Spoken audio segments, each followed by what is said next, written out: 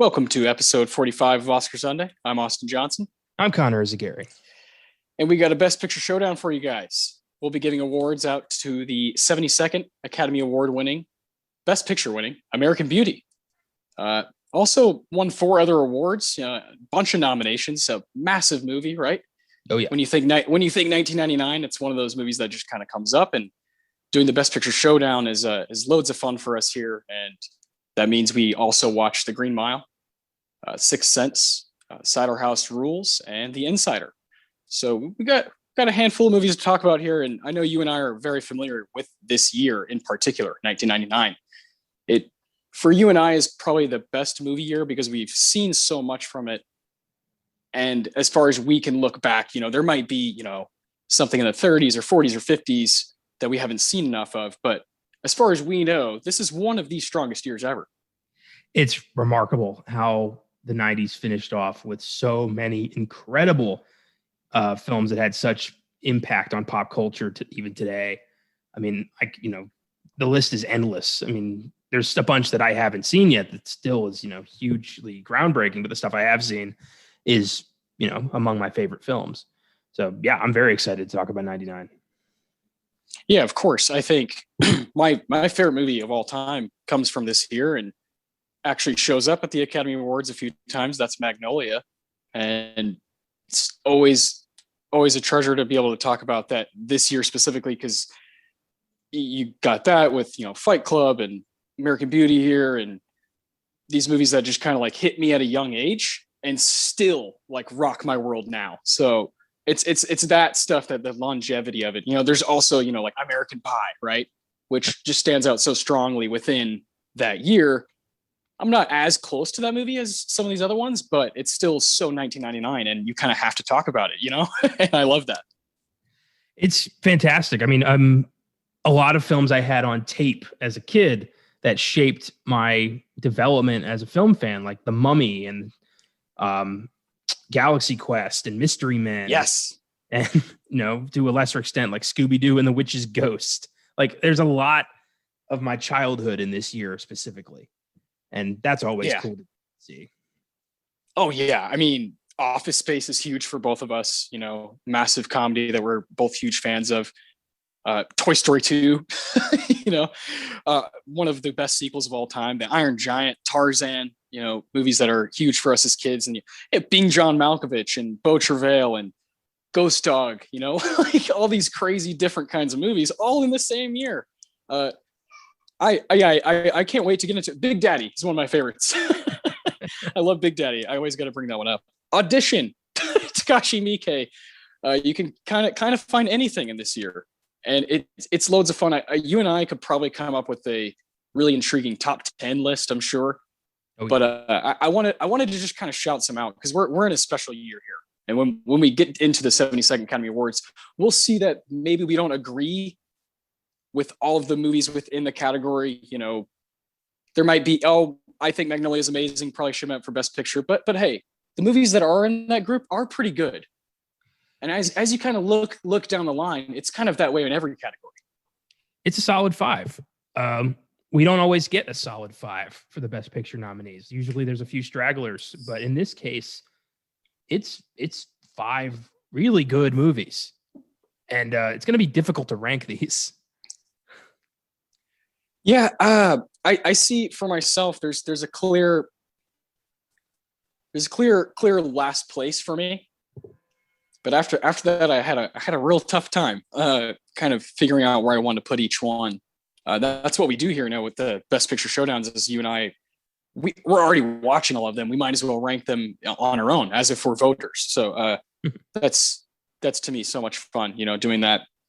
Being a part of that kind of conversation is it's really cool. And I know we've been kind of shouting out the 93rd Academy Awards because they're coming up really soon. But this is a Best Picture Showdown, so I want to get straight into it, man. I really want to dig into these 72nd Academy Awards. I want to do this proper. I know we have a lot to say about American Beauty. Yes. There's tons of conversation you can have around this movie. You could say it hasn't aged too well. But I know you and I rewatching it now, we were like, "Whoa, shit! This is a good one." this is a good one. This is a really good film. It's not easy to talk about, but that doesn't mean it's not a good movie.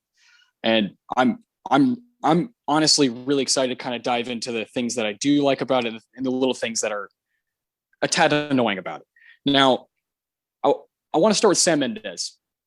I think this being his, directorial debut and it kind of just dominating at the 72nd Academy Awards, I want to start with him proper.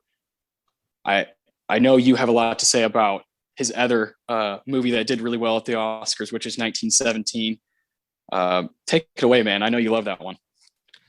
Sam Mendes really quickly became a favorite director of mine after Skyfall. Okay. Okay. Putting your mark on the Bond franchise isn't easy, but he did it. And I think Spectre's a decent flick. I don't think it's as good as the rest of the Craig films, but it's watchable.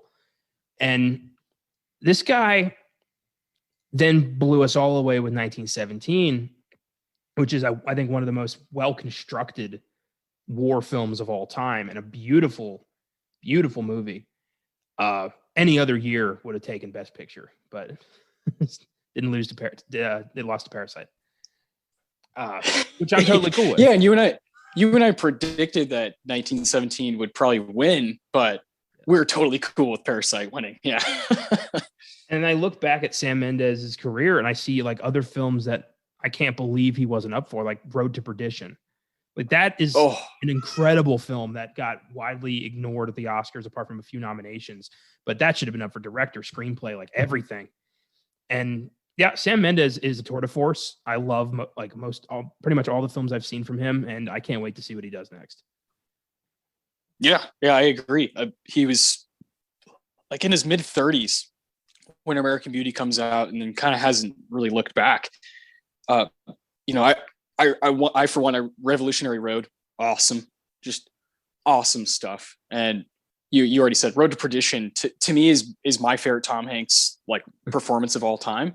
Yeah. And I know that's saying a lot, because the man has quite a resume, but that movie is so good, so gritty, and inside of it is, Tom Hanks just kind of crushing it. But here, as far as the Oscars go, for Sam Mendes himself, he wins Best Director for American Beauty, and then he's nominated for Screenplay, Directing, and then of course Best Picture for 1917. That's it for his Oscar resume. And like you said, you're just kind of shocked when you see that because of the aura the guy has. It feels like he would have a lot more nominations.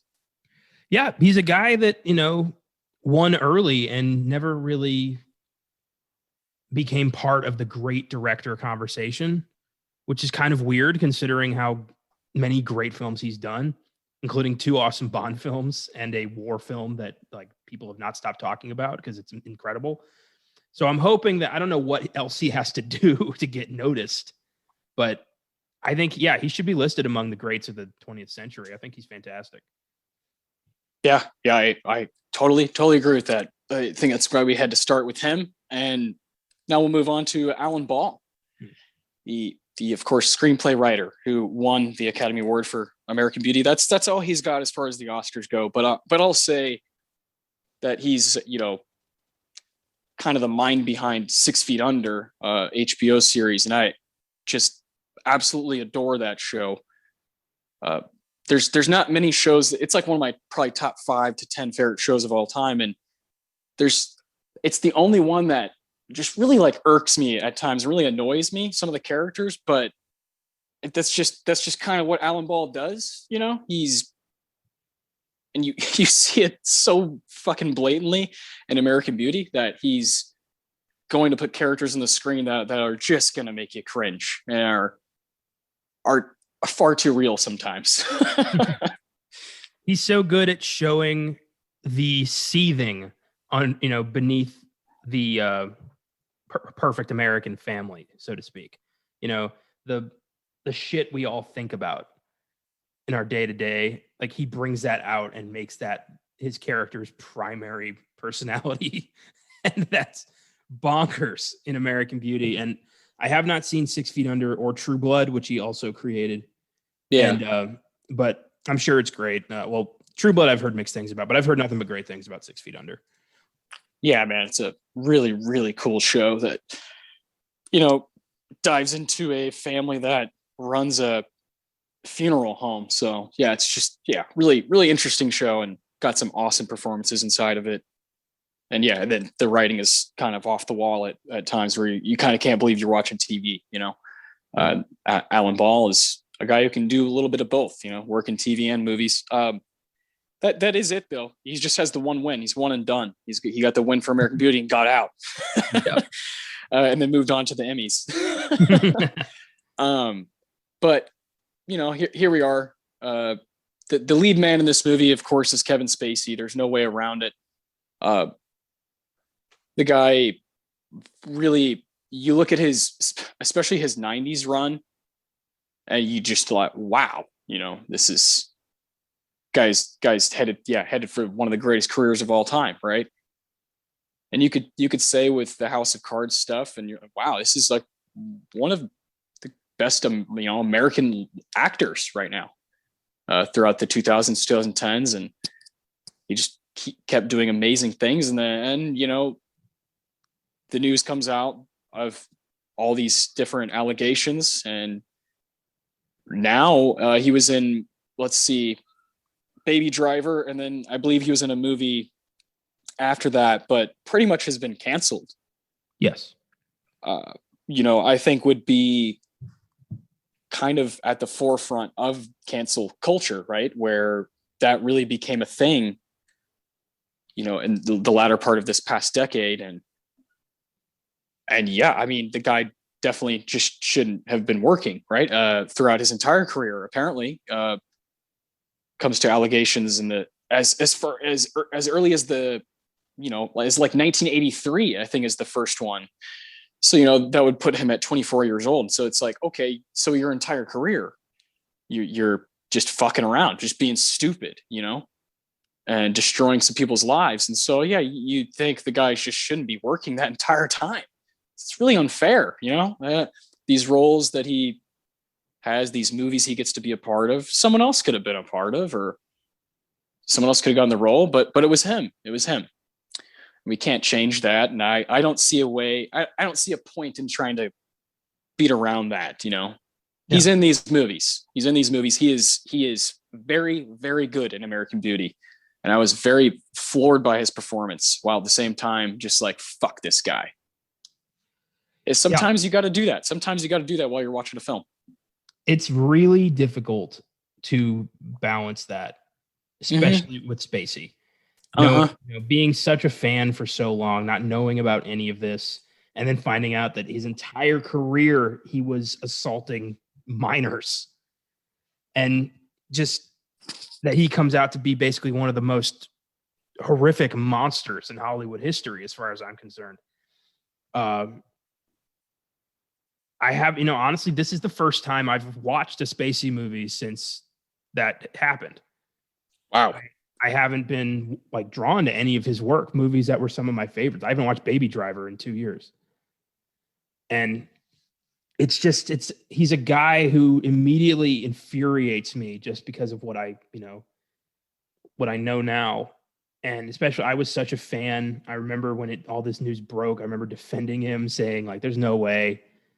And then more came out and more and more. And then it's just like, it was disgusting. But he is a fucking great actor.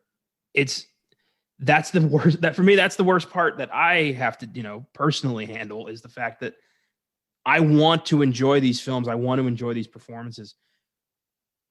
But he's such a fucking monster.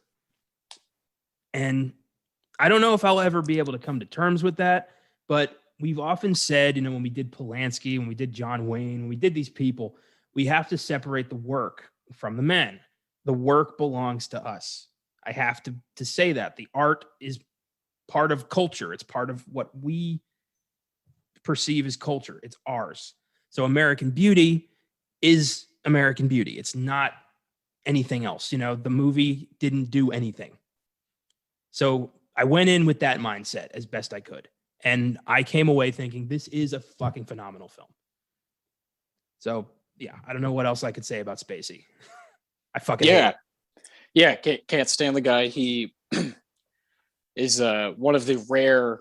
He's in a rare group with Christoph Waltz, Mahershala Ali, guys that have gotten two nominations, two wins, and that's what Mr. Spacey did, and Usual Suspects and American Beauty. So one for supporting, one for a lead, and just kind of was crushing it at that time. Also, I mean, of course, Seven, L.A. Confidential. Yeah, he just was kind of killing it at this time.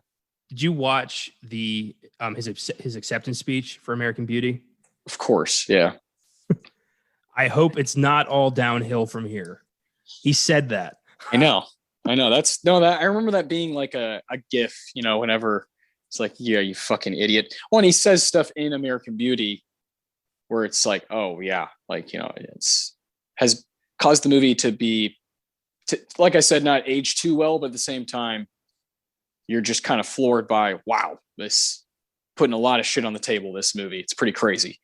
And I can't ignore that. Can't ignore either, I refuse to ignore either thing. That American Beauty is this Sam Mendes directed, Alan Ball written, and so many performances inside of it. Yeah. Kevin Spacey is one of them. And I understand if someone does not want to go down that road and watch his movies, but I don't see them as his movies. Like you said, they are ours. So the art it becomes ours, at some I'm all point. for canceling Spacey, but I refuse to cancel these films. Yeah, exactly. Like, yeah, he shouldn't be working, and I understand the argument that, well, these movies he shouldn't have been working at that time, but I really like other people that are involved in this one, and that's just something as a movie fan I have to fucking swallow. Well, I always go back to, if we're going to do that, then we have to cancel every film ever produced by the Weinstein Company. Oh yeah, so many things. It just gets ridiculous. I mean, yeah, I think, Kevin Spacey, dead to Hollywood. No more movies ever. Career gone. No matter how many weird ass Frank Underwood YouTube videos he posts. Yeah, those are so bizarre. I watched those. What the hell? He has definitely killed a few people. Yeah. His accusers keep dying in weird accidents, right? Yeah, I've definitely read articles about that. Spacey is we did a Polanski episode, and like those are the kind of, not trying to compare those two just because of, allegations, but just as big time movie people, we've done a Polanski episode before on Filmgazm, and Spacey is the kind of guy where it's like there's so much around him, around his career and around his personal life, that is just, it's a lot to unpack. It's a lot. Well, it was one of those open secrets. It was one of those things that everybody knew, but nobody talked about. And that's for like, someone's, coke addiction, not for a guy who was sexually molesting underage boys. I mean, what the fuck? Like, how do you justify knowing that and keeping it to yourself? Like, that is monstrous. All these fuckers just lining their pockets. Yeah.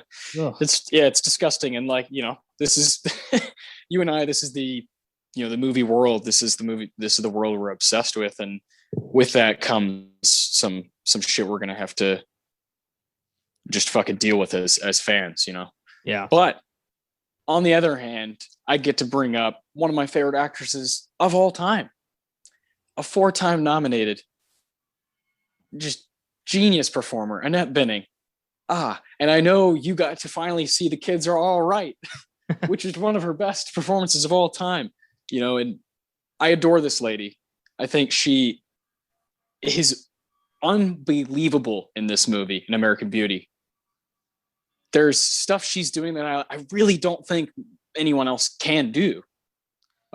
She's just was like the perfect age, just hit the perfect role, the perfect time in her career. I think American Beauty, this performance as Carolyn, is just so damn good. The first time I watched this, I remember just thinking, it was like 10 years ago. I remember thinking like, oh my God, she's such a bitch. The second time I watched it, which was this time, I remember thinking, oh, that poor soul. She is so broken by everything that, like, they're both just shattered by bad decisions and refusal to live life on their own terms, and like just kind of forced to fit these societal norms that they both don't care about but have to. And he's the only one who can wake up. She doesn't. And you just, it's interesting how you can kind of, the older you get, the more sympathy you have for Carolyn. I definitely felt that this time around. And I think watching The Kids Are All Right really helped that. Oh, man. Yeah. Oh, before we get to that one. So The Grifters is their first nomination. American Beauty, Being Julia, Kids Are All Right. Kids Are All Right. Her and Julianne Moore. Absolute clinic. I think there's some things that could be a little bit better about the movie, but holy shit, them two. And Mark Ruffalo's pretty solid too, but those two, specifically Annette Bening, is being asked to do a lot of stuff in that movie, a lot of emotions. Man, I was like floored by that. And of course, I saw that around the time it came out. And then that was the one that I was like, oh, I got to see everything else she's done. That was one of those kind of influencer movies. And, since then I've been able to see The Grifters and Being Julia. All four of these performances are awesome, man. They're well-deserved. She's to me an icon. That's fantastic. Yeah, I agree. I've got a lot more work to do. Annette Bening's one of those actresses who's been a part of my film circle since the beginning because she has a very prominent role in Mars Attacks. Yes, I knew that was the one. Tim Burton, yeah. Yeah, Barbara, the alcoholic who is attracted to power. And then she looks different in every film she's ever done. She's such a chameleon. I don't know what she really looks like. But yeah, I think she's fantastic, and I look forward to more films via this podcast that I will see of hers, because I know we're not done with Annette Bening. No, of course not. I mean, I would love to do an episode just on her and kind of watch all four of those. She's worth all the research in the world. The Grifters, I think, is going to be a movie you'll really, really dig. That's what I've heard. Angelica Houston's probably my favorite performance in that one, but Annette Bening is crushing it now. Yeah, that's a cool movie. I do want to, bring up some other folks who maybe aren't performers and whatnot, but we got our boy Thomas Newman composing here, so we got to bring him up. He's going to come up all the time. he's kind of a legend around here. Thomas Newman. An argument could be made that he's my favorite film composer. He has such a way with piano alone that is amazing.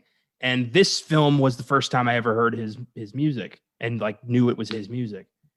But yeah, he's become a fucking icon and somebody whose work I pursued outside of film. And he's just an amazing composer. Personal favorite score of his is Road to Perdition.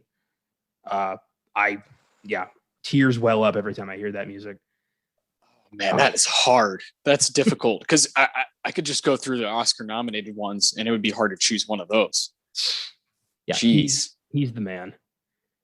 God. Well, let's do it. He doesn't have any wins, but let's do it. There's 15 nominations here, so let's go through them. Starting with Shawshank Redemption, Little Women.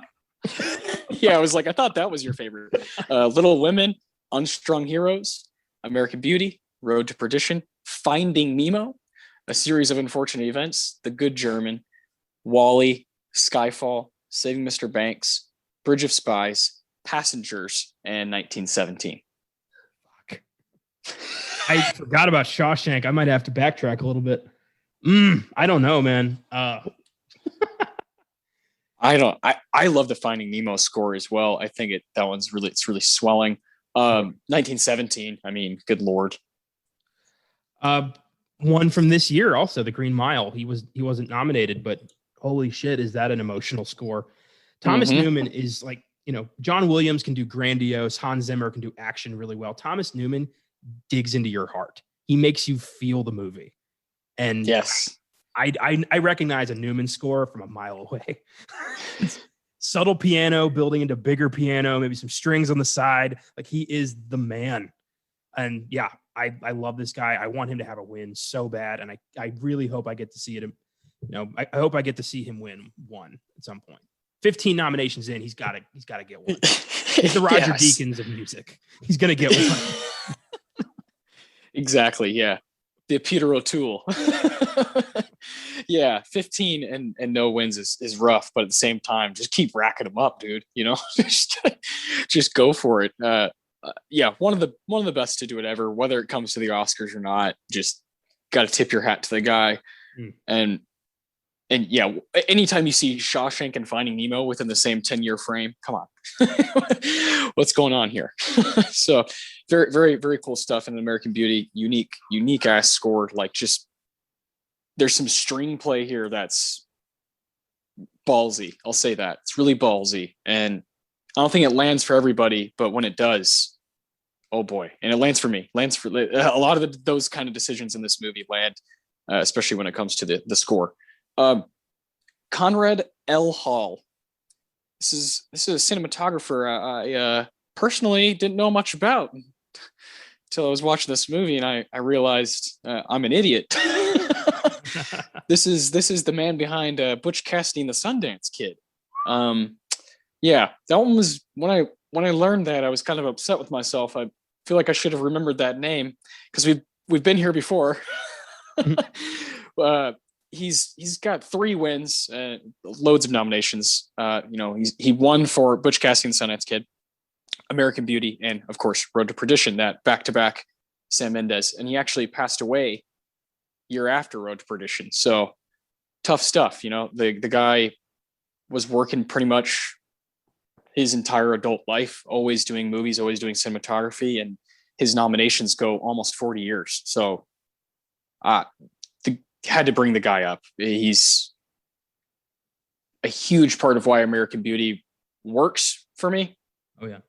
And I think it's why it's kind of lasted as long as it has. I think there's specific moments that people think about, and it could just be simple stuff with the camera. Just, you think you're kind of watching a genius at work. You really do. With Sam Mendes and this. And I think Sam Mendes, being in the place he was in his career so early, clearly had like, okay, I'm going to do a lot of cool shit here. I think having a guy like Conrad with him just was a really unique, kind of partnership. And it shows. You kind of have this guy who's been around forever, doing all kinds of movies and kind of capitalizing. And then of course does Road to Perdition with Sam Mendes after. So you got to love that kind of partnership. But also to end a distinguished career like that with Road to Perdition, like, what a hell of a swan song to get an Oscar win, a posthumous Oscar win for that masterpiece. Jesus. Yeah. Nothing but respect. Wow. Mm-hmm. Yeah. He's a guy that I'll never forget. There's individuals we've kind of learned about through Oscar Sunday and, discovered for ourselves. And he's one I'm not going to forget. That's a pretty special thing. And there's some movies here, Tequila Sunrise is a movie I've not seen. And now I'm really ready to see that one. A Civil Action. Awesome. Oh, that's been on my list for years. Yeah. Awesome stuff.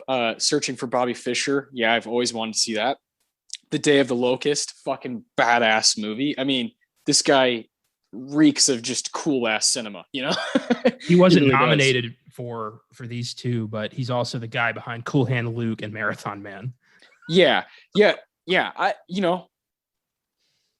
Some of these people, Thomas Newman included, if you go into their full on filmography, they're worth their own episodes. Yeah. They're worth their own time. Yeah. These people are special.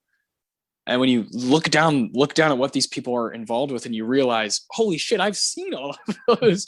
It's a really, really cool feeling. And all it takes is a little bit of IMDb work. So it's very easy. And I think people can learn a lot by just kind of clicking and looking at names, looking at different stuff, looking at lists, looking at filmographies. It's just get familiar with it. And before you know it, you'll have it memorized, and you just kind of have a different appreciation for these people. Yeah, it's a fun it's a fun hobby you can really invest in, and sometimes you learn something about yourself, like we've often talked about on this show.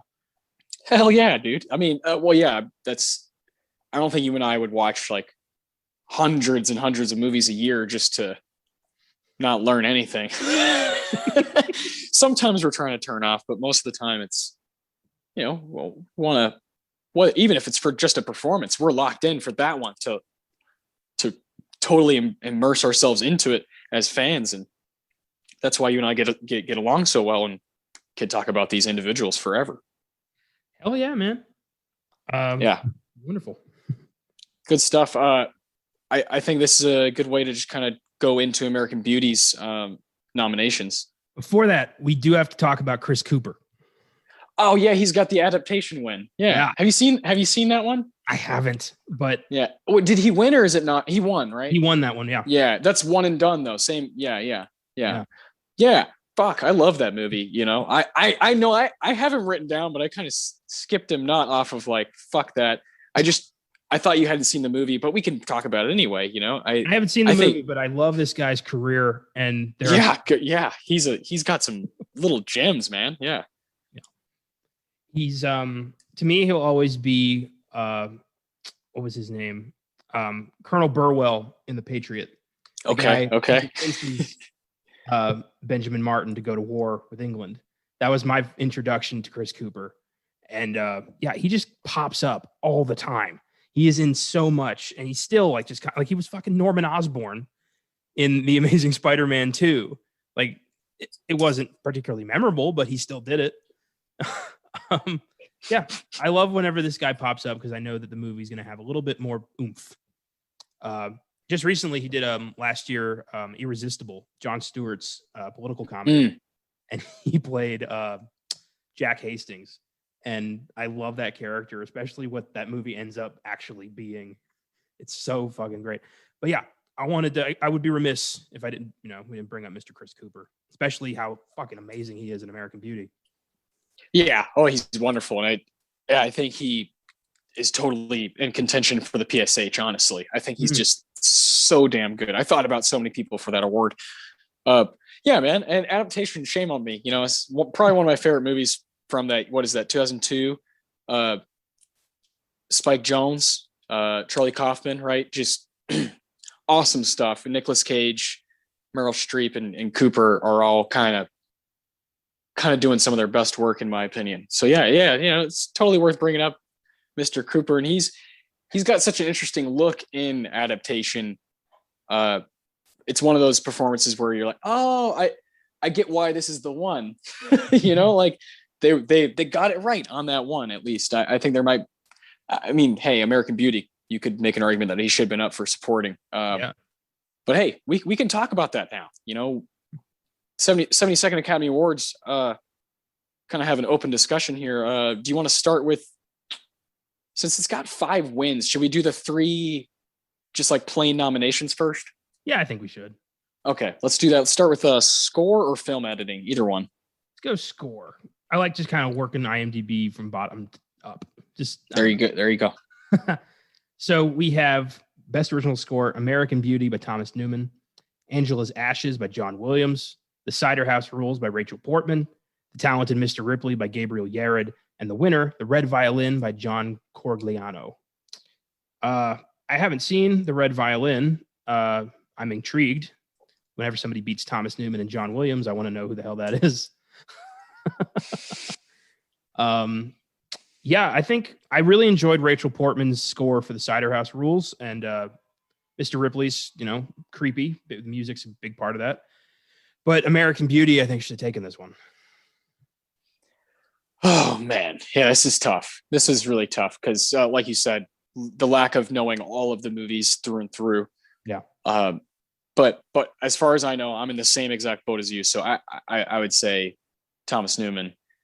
This, again, is so ballsy. There's some decisions in the score that are like, the fuck is this? The ching, ching, ching, ching, ching, ching, Yeah. What? Like, what's going on here? What are we doing?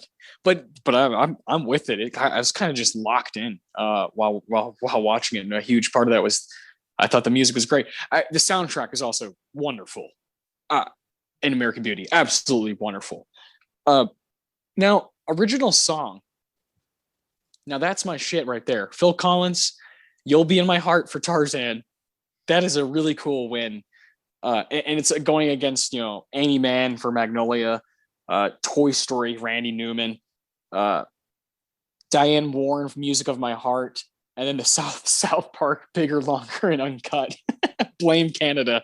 What an awesome group. Only at the 72nd Academy Awards. I love that we could do the South Park movie here because of that. Yeah. So here, this ceremony provides us. We could do that. We could do, of course, Tarzan. We could do the Red Violin. We could do Austin Powers if we wanted to. God, we could. It was up for makeup. We did it. We did an episode on Fight Club. It has that best sound effects. That's awesome. One of my favorite stories from the Oscars of this year is when Trey Parker and Matt Stone lost for Blame Canada. And they're like, it's not that we lost, it's that we lost to fucking Phil Collins. So that's why Phil Collins, every time he's in South Park, has an Oscar with him, regardless of the situation. So good. Brilliant stuff. Yeah, I love it. I love looking at these, man, because especially in the 90s. Jesus Christ. It's beautiful. Film editing. We have American Beauty, The Cider House Rules, The Insider, The Sixth Sense, and the winner, The Matrix. And 100% okay with that. The Matrix, yeah. Yeah. I don't think it's even close here for you and I. We've seen all 5 of these, right? And yes, we did an episode on The Matrix. Let's see. How do we do that with the Cell? Cell? When we're still doing bonuses on Filmgazm, that was our bonus for the Cell. Yeah. Yeah. So The Matrix would probably get a whole new episode over here someday on Oscar Sunday, where we would give our own awards out to it. And I would love to do that because you and I both gave it a 10, and I would love to just kind of tackle it with this kind of perspective, and giving awards out to it would be really, really tough to do. And I think that's one of the most unique things about Oscar Sunday is realizing some of these like personal favorite films, whether it be horror, sci-fi, or just kind of like genre movies. It's cool to see those there. Yeah, the 90s is the best year for total genre representation. Like 90 to 99 just had all over the map nominations for every possible genre, and I love that. We've got a few wins for some horror films. It's fantastic. Like, it was really, the emergence of so many new directors who would become, icons. Tarantino, Anderson, the Coen brothers, really. And yeah, I love that. The 90s, as much as I love the 80s, the 90s could be my favorite film decade. It could be. I don't know yet, but it could. It's tough. It's tough. I've always said 70s, then 90s for me personally. And 70s is just my favorite because it feels like, even though I haven't seen as much from the 70s as the 90s, I feel like every time I go there, it's like almost a hit every time. Yeah. And that's probably because I'm, choosing things that are, whether it's a director that I really want to dig into, but I just feel like I like so many films. Like, the batting average is through the roof. And the 90s, sometimes I feel the same way, man. It's got so many, like you said, so many of our favorite guys, these, like Generation X guys, that are just fucking total monsters in the game that we love, Tarantino, both the Andersons, like you said, the Coens, really Spike Lee, David Fincher, all these cats. They're Linklater. They're our favorite people, when it comes to movies, and they're people we will always talk about. And that's, they kind of all got their groove in the 90s. So of course it's a super special decade. And yeah, it provides a category like that, best film editing, where you can have a movie like The Sixth Sense. You can also have The Insider, this insane Michael Mann movie. The Cider House Rules, a pretty fucking Oscar baity, just like, here it is movie, American Beauty, and The Matrix. So cool. I love it. It's fantastic. And then The Matrix walks away with the win. Yes, like fuck yeah, dude, because it should. Yeah. That movie's like perfectly edited. I'm sure they really had to, to make that thing coherent. I'm sure the editor had to do some work. Oh yeah. Oh my gosh. No kidding. Oh boy. That takes us to Best Actress. We have Annette Bening for American Beauty, Janet McTeer for Tumbleweeds, Julianne Moore for The End of the Affair, Meryl Streep for Music of the Heart, and the winner, Hilary Swank for Boys Don't Cry.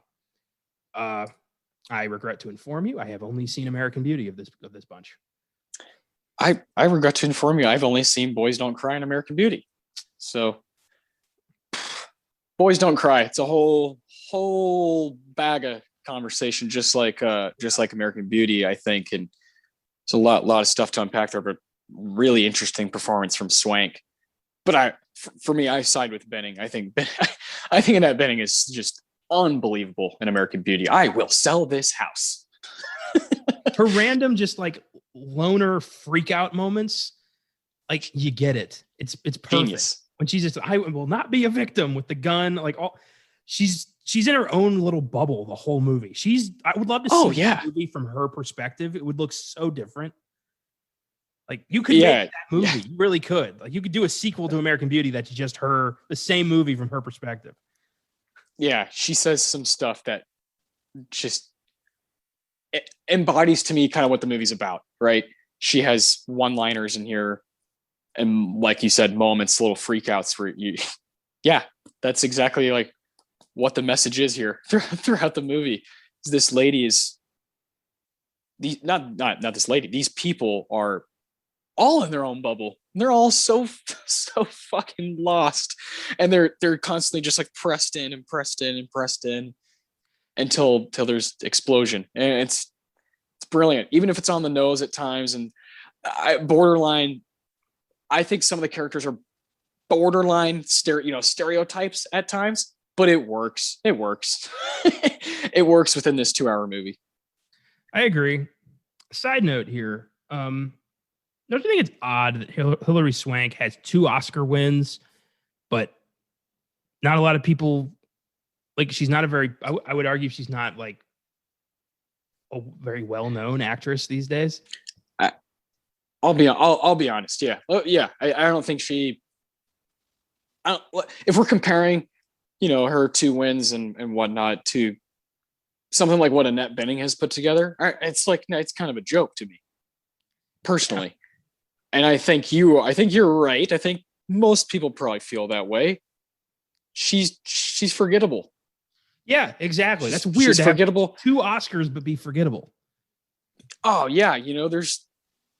There's people that just flat out don't deserve to be here.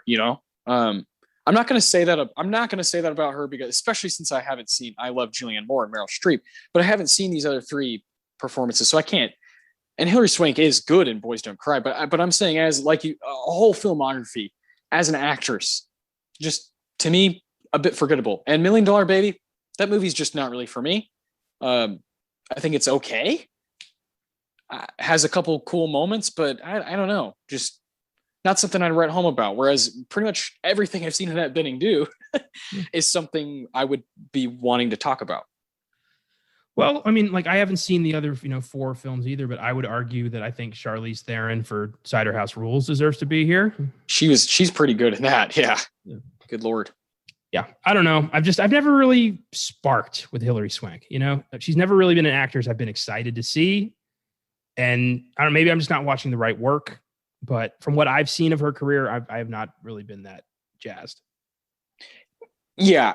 How are you on the supporting actress category? That is very nice. I think that I haven't seen Girl Interrupted. I've seen some clips. Oh, I think that should have been Toni Collette's first Oscar. Boy, it's hard for me to argue with that. Catherine Keener is she's pretty wonderful in Being John Malkovich. I know, but she's such a horrible human being. I can't. Yeah. Well, but Catherine Keener is she's one of the best. She's so good at playing detestable. She's so good at it. I love her. I wonder if she'd consider that a compliment. Hell yeah, she would. What she's doing in Get Out, give her all the Oscars. Give her every Oscar you can fucking find. Because what she's doing, what she does in Get Out, it is the fright of the movie. The scene in the car with Cole and his mom talking about grandma's ghost. Yeah. That scene alone, they both deserved a win for that one. Oh my God. That makes me cry every time. It's so perfect. And Toni Collette will forever be the unsung hero of Australian actors. Like, I don't think she's ever going to get her real due. I think we all love her, but she just is still kind of, not that well known. She should have 2-3 Oscars by now. I think she's an amazing actress. I will sing her praises forever. Now, I want her to be kind of like ours, though. Tony is ours.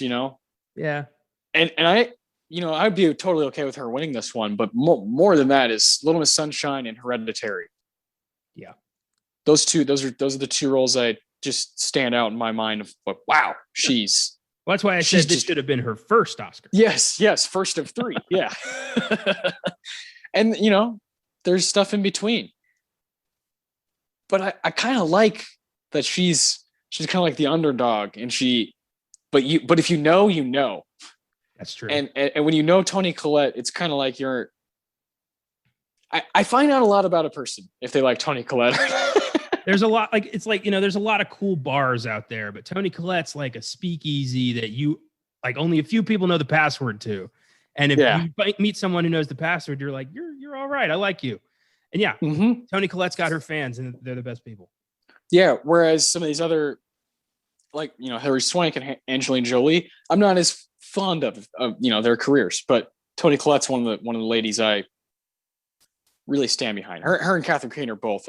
Catherine Keener, I recently watched. Not recently.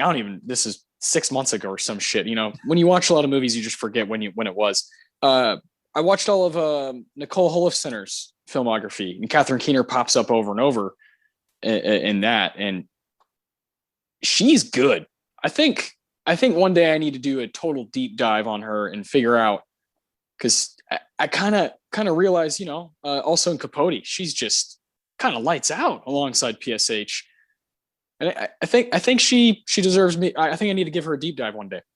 Well, that's why I love the supporting categories, like that on both sides, best supporting actor, best supporting actress. That's where the character actors shine.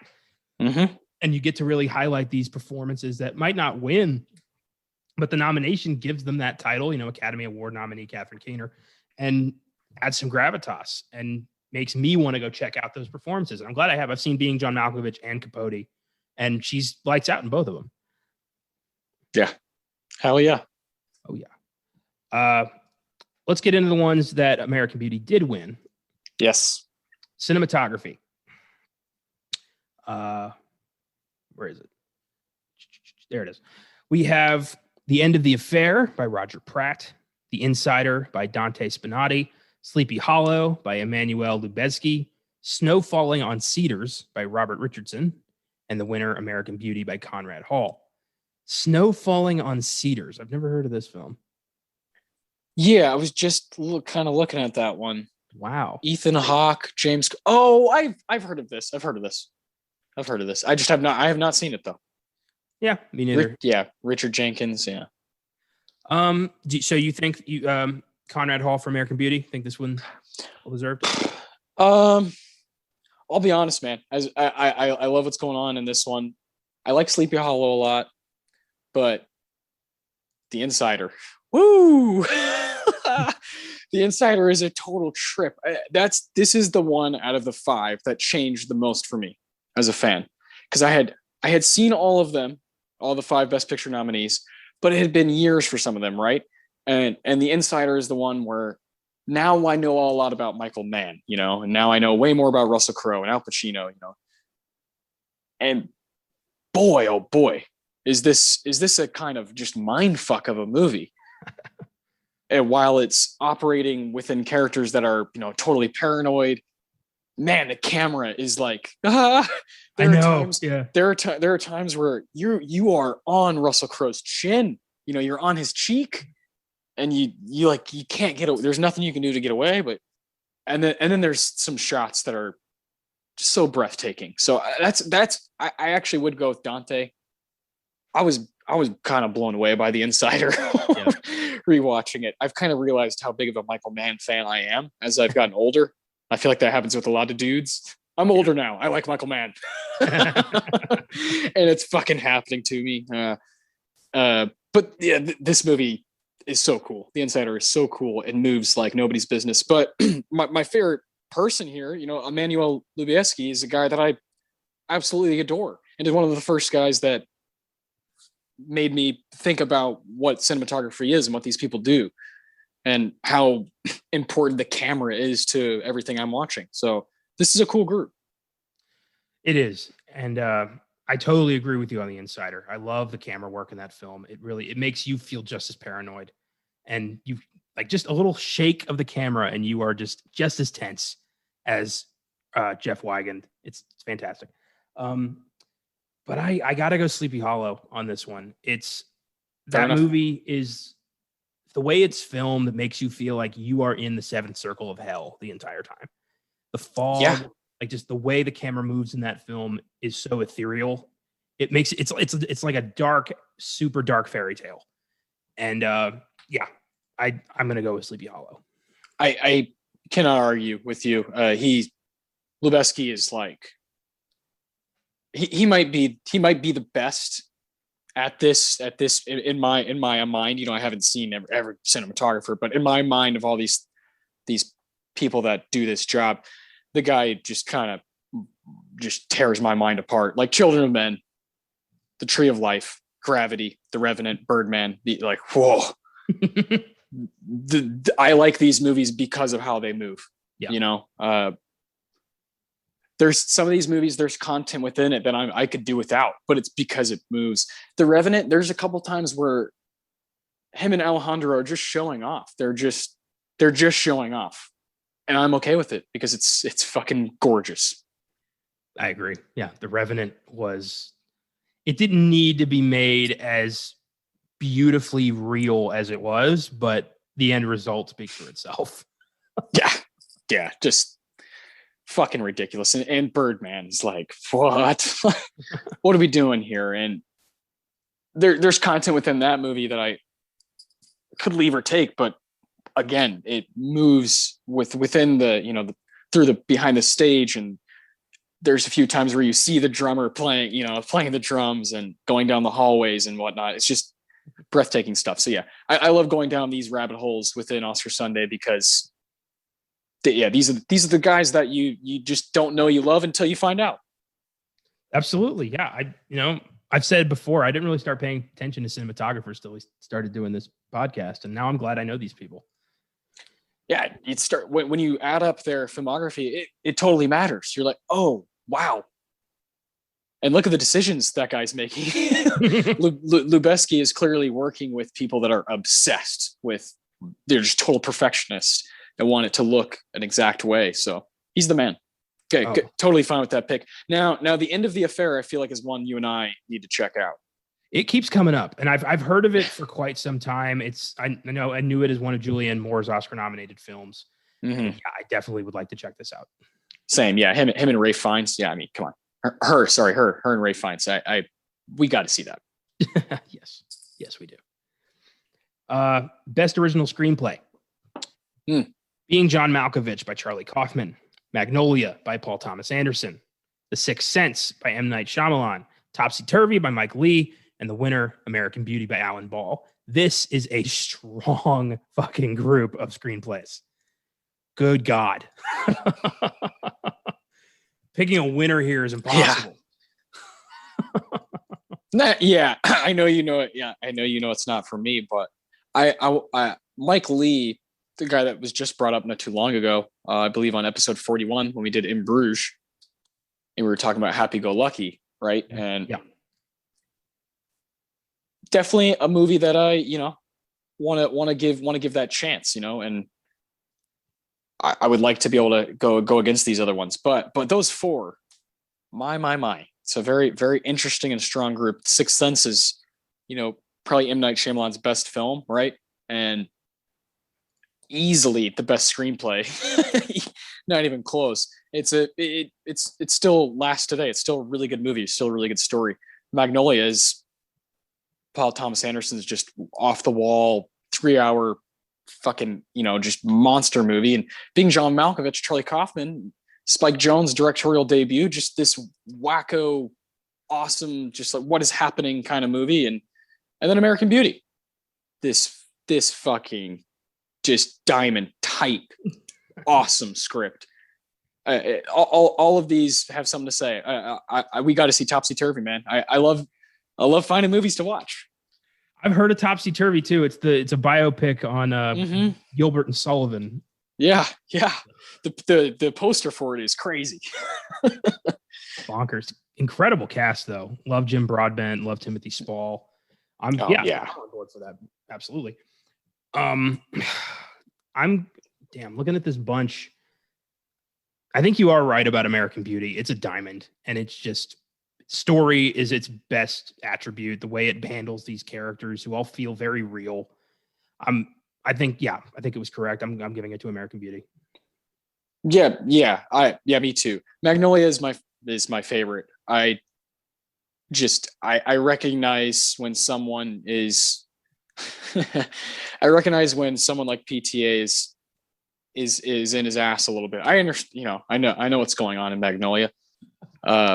Now there are moments in the Magnolia screenplay that are worth all of your time, no matter who you are. And especially that intro, the Greenberry Hill intro. Oh no, this cannot be one of those things. And that'll just, if it sells you, it sells you. If it doesn't, then you're just probably not going to like it. But that stuff is genius to me. Those little moments in PTA's, all of his screenplays where he just kind of wraps up what he's doing inside of his movie, kind of tells you. Yeah. Like when Jack says in Boogie Nights, this is the film I want them to remember me by. Like there's moments in PTA screenplays that are just undeniable. But I also understand that some of them are a bit long. I remember when I was a kid, I had a whole bunch of tapes. And I would watch these tapes constantly. I would, press eject, rewind, put it back in, watch from the beginning. And the beginning, you had previews. So I saw so many previews over and over and over again. And I remember the tape, I think it was Austin Powers 2, had a preview for Magnolia. And I think as a kid, I was like, what is this? Because the preview was the opening story where the kid jumps off the roof and mom shoots him by accident. Yes. And it was that, and then a title card, Magnolia, with like some jazz music playing. And I'm like, what is that? And it never left my mind. And yeah, it's weird how some things stick for your entire life, isn't it?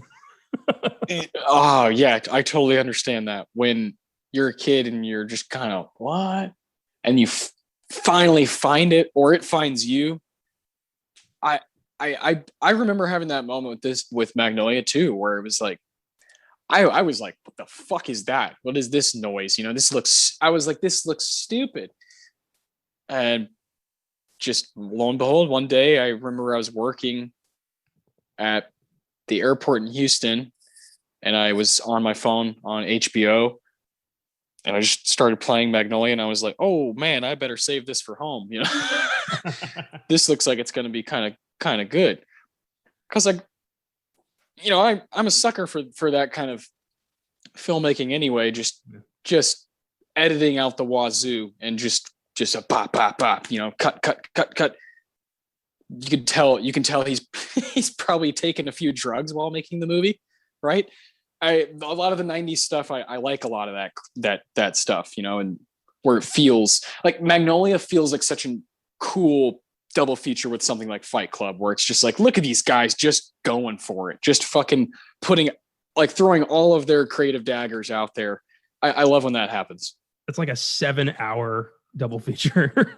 I'm in. Yeah. I remember back when I was choosy, back before Filmgazm, when I was just like, I don't ever want to watch a drama unless there is like lasers or some shit. I was very choosy as a child. And I didn't like drama. I didn't like romance. I didn't like I don't even, those are dark times. But I remember looking up Magnolia and looking and seeing like 3 hours, and I'm like, absolutely not a chance, never gonna happen. And here I am, and 3 hours isn't even close to the longest movie I've seen. 3 hours is nothing now. Yeah. We just did the 10 Commandments last week, which was pushing 4. So yeah. And like weeks before that, I did the Snyder Cut, which was 4 hours. So bring it the fuck on. I don't even care about length anymore. Easy. Yeah, it's easy. Yeah. I love it. I love being able to talk about. I'll talk about Magnolia any day of the week. And I actually do, just for a little bit longer before we get to these last ones. The best supporting actor group. Yes. Tom Cruise got absolutely sniped. I love Michael Caine. He's doing some cool stuff as Wilbur, but come on. I love Michael Caine to death. That man is an incredible actor, 2-time Oscar winner, but he can't do an American accent to save his life. I'm sorry, but no. For that alone, no Oscar. No Oscar for you. And I agree. I think it's got to go to Cruise or Michael Clark Duncan. Oh man, Duncan. I love Michael Clark Duncan. John Coffey is such a sad character, such a brilliantly portrayed character, but also Tom Cruise in Magnolia. Just the scene like where he's talking to Jason Robards, that scene alone. I think this should have been his win. I don't like him as a person, but holy fuck, is he a great actor? Yeah. And there's a lot of that going around. Yeah. People I detest as human beings, but are very talented. Yeah. Tom Cruise, definitely like one of my favorite like A-list guys of all time. You know. Yeah. He's so good. And Magnolia is probably his like greatest heat check performance. You know, he's not carrying the movie, but when he's on, he's on. And from the hair, you know, to just the way he just totally breaks down right in front of you. That scene, like you said, with Robards is something else. And that surely would be the one that you would show when he should have won.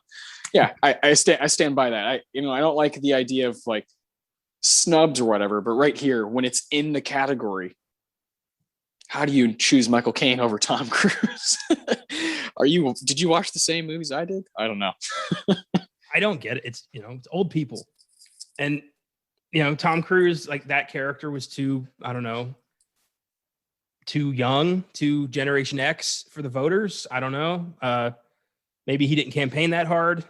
That can happen. Yeah. Maybe Michael Caine sent someone a fruit basket. I don't know. But maybe Eyes Wide Shut, because he also was in that. Maybe that, put a bad taste in their mouth. They're like, fuck this guy. I don't know. God, can you believe he did Eyes Wide Shut and Magnolia in the same fucking year? Hell yeah, I can, because Tom Cruise is a goddamn monster. What happened to that Cruise? What happened to the 90s constant Oscar nomination, like career-defining performance Cruise? What happened to that guy? Doesn't make him enough money. He fucking needs it. He's running a cult. He doesn't need the money. Yeah. Tommy could get his own Filmgazm episode too. Jeez. One day, yeah, when all that shit comes out, I don't think that the Church of Scientology is going to be immune to cancel culture. I think we just need to wait a few years, maybe months. Something's going to pop, and that whole thing's going to blow up. Agreed. Best director. We have Spike Jonze for being John Malkovich. Lassie Hallstrom for the Cider House Rules. Yeah. Okay. Michael Mann for The Insider, M. Night Shyamalan for The Sixth Sense, and the winner, Sam Mendes, American Beauty. It's a very interesting bunch, and I'm surprised Frank Darabont didn't make the cut. Yeah, what a shame. What a shame. Yeah. But, we've sung Mendez's praises. I think he deserved this. I give it to him, and I think close second is Michael Mann. Yeah, I agree with that. Yeah, I think it's a strong group, but Mendez, also you think about if you're in 1999 and you're like, this is this guy's directorial debut. This is his first feature-length film where he's in the director's chair. Just that gives you this extra kind of, adrenaline rush where you're, as a movie fan, you just can't help but think about what they're going to do next. And this very well could be his masterpiece. So I have no problem with him taking that. True, but also as a director or a writer, it's got to suck to debut with your masterpiece because there's nowhere to go but down. Yeah, I think that happens. That happens. Maybe not the very first one, but sometimes the second one. It feels like with the guys that have visions, are considered auteurs. It feels like early on in their career is the right spot when they have just enough money and just their ideas are still really fresh. It's like the best time for those guys to just kind of, like Pulp Fiction for Tarantino is just like, damn, he's throwing everything on the screen. And I look at Seven like that for Fincher, which is like, look at this guy. Holy shit. They haven't become jaded yet. They're still, thinking that, I can make a great movie and won't that be awesome? Whereas now they're like, just get that shit together. We got to make this. Like, there's a point in your career where you're just like, Hollywood kind of sucks out your soul and you're just, doing what you can. Not all of them, are broken like that, but most of them are. That's Hollywood. Yeah. Very unforgiving place. That's why it takes so long for, Michael Mann to do these big movies. It'll take him a few years sometimes, because, hey, it's not easy to muster up all that fucking mental strength to listen to everybody's fucking ideas while you're trying to do something. That's why we're very happy when these movies do come out. Oh yeah, for sure. So that takes us to Best Actor. We have Russell Crowe in The Insider, Richard Farnsworth in The Straight Story, Sean Penn in Sweet and Low Down, Denzel Washington in The Hurricane, and the winner, Kevin Spacey, American Beauty. So, knowing what we know now, it's hard to argue in favor of Spacey for Best Actor. Let's try to put that aside and act like this is 1999. And all we know about Kevin Spacey is that he's a very talented actor who was great in LA Confidential, Glengarry Glen Ross, and The Usual Suspects. Yeah, and in that case, he wins in my mind. I haven't seen Sweet and Low Down to The Hurricane, regrettably. Sweet and Low Down, it's been a while, but The Hurricane's a movie I've owned for quite some time, and he's good. Denzel's good in it, but I think with him it's interesting because he's got the 2 wins for Glory and Training Day, and he's got 6 other nominations, and I would switch some of those out for other roles because he's got so many wonderful performances. And The Hurricane he's good in, but I don't think it's one of his best. Okay. Richard Farnsworth in The Straight Story. That's a good movie. I don't think his performance is particularly Oscar worthy. I think it's good. I would have had Tom Hanks in The Green Mile. I think should have taken that spot. Yeah, I mean, there's yeah. That's probably the first one. Maybe. Yeah, if we're really going there, right? Yeah, I mean, I think if you open up the floodgates to all these different people, I personally think Al Pacino is crushing it in The Insider, and you could make an argument that he is also a dual Best Actor with Russell Crowe. For sure. There's 99 is a tough year to pick favorites, but I don't know if they got this one right. I stand by Kevin Spacey for Best Actor as well. Yeah. Yeah, he's damned good in it. I do think if they, of course, now if they did it, I think this might have a totally different 5 if people totally redid this category today. Of course, Spacey wouldn't be there, but I think it would look a lot different. I think people just look at movies way differently, right? Once it's 20 years past, it's just totally different perspective. Yeah, of course. Of those films, I think American Beauty is the only one that people are really still talking about, and I don't think it's for the right reasons, but it's still in the conversation. Yeah, how about Matt Damon in Talented Mr. Ripley? Yeah, I was thinking about him. I'll be honest. I think this might be silly. You might disagree with me here. I really would put Adam Sandler, what he's doing in Big Daddy, in contention for a Best Actor nomination. Really? Okay. Yeah. I think comedy, like horror, gets this kind of, especially like purebred comedy, and purebred horror. They get shut out by organizations and, large groups of people that are trying to quote unquote be serious. But do you remember Richard Farnsworth in The Straight Story or Adam Sandler in Big Daddy? What sticks with you? What holds with you? And what Sandler's doing in Big Daddy? Yeah, some of the screenplay is a little bit silly, but Jesus, that performance is pretty insane. He's doing a lot of stuff, and I think it's okay to bring those kind of roles up. I would also say the same about Keanu Reeves and The Matrix. He's being asked to do a lot. I know some of the acting isn't great, but his body goes through far more than what these other guys are doing. Okay, I will give you a possible Big Daddy, but Keanu for The Matrix, no. If we're grabbing anyone from The Matrix, it's Hugo Weaving. Yeah, Hugo or Lawrence Fishburne are definitely my favorite performances in that. But I think there's something to say about Keanu Reeves, the physical aspect of that performance. Maybe not in the top 5, but I think he should be. I think people should mention those kind of roles and not just kind of push them aside. Is my main point. I agree with that. I agree. I think the Oscars should be, all inclusive for all of it's celebrating film. It's not celebrating dramas. It's celebrating film. Okay, how about here's a much better example. What Daniel Craig is doing in some of the James Bond movies. Why was he never nominated? He's damn good at playing this, legendary character, but he's also doing like a lot with his body, a shit ton with his body that other people just aren't doing in these movies where they're just talking. Craig and Mickelson both should have been up for Casino Royale. Craig, especially because Craig's the only actor thus far to play a fairly new to the job James Bond, who's figuring out how to be, as they say in the movie, half monk, half hitman. Have that judgment, but also that cold detachment that comes with being a 00.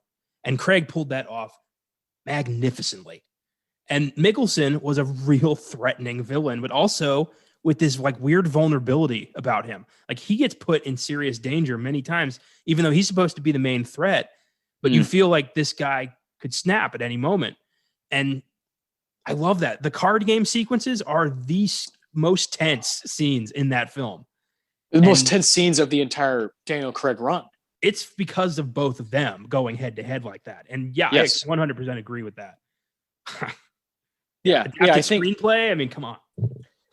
Yeah. I think there's something to say about like, oh, these guys are up for these dramatic roles and whatnot, but there's something to other parts of your craft, right? When you're acting, there's different things going on, and I know the Academy appreciates someone like Christian Bale changing his body a lot, but I'm more talking about the actual what kind of a movie, what kind of a role is it, and we just don't see near enough horror, action, comedy genre films, and that's something that we'll always be kind of frustrated with.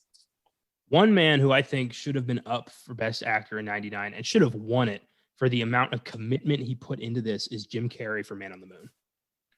Yes. Like, that should have been his win because he became Kaufman and then moved on to The Grinch. Like there was no, like, I think he won the Globe, but who gives a fuck about the Globes? And yeah, I think he won the Globe for The Grinch too. Yeah. Oh boy. But yeah, I think that like that film was amazing. That performance was incredible and it got no love at all. And that's a shame. Yeah. So frustrating. Awesome performance. Yeah. I love that kind of conversation. Just like what does it mean to be up for, best actor or best actress? And do we have to put them in a box? And I would say no. I wish my voice mattered, in this, but the Academy is always going to kind of have a certain vision of what a best actor nomination looks like. Yeah. But I think, we are seeing a little bit of, pushback on that now. We've got younger people in the work, like in the voters booth or whatever, how that works. So I'm hoping we get, some, I think we're working towards, I think, more inclusion, which is nice. Yeah. I would argue best actress, Ahi Sheena for Audition.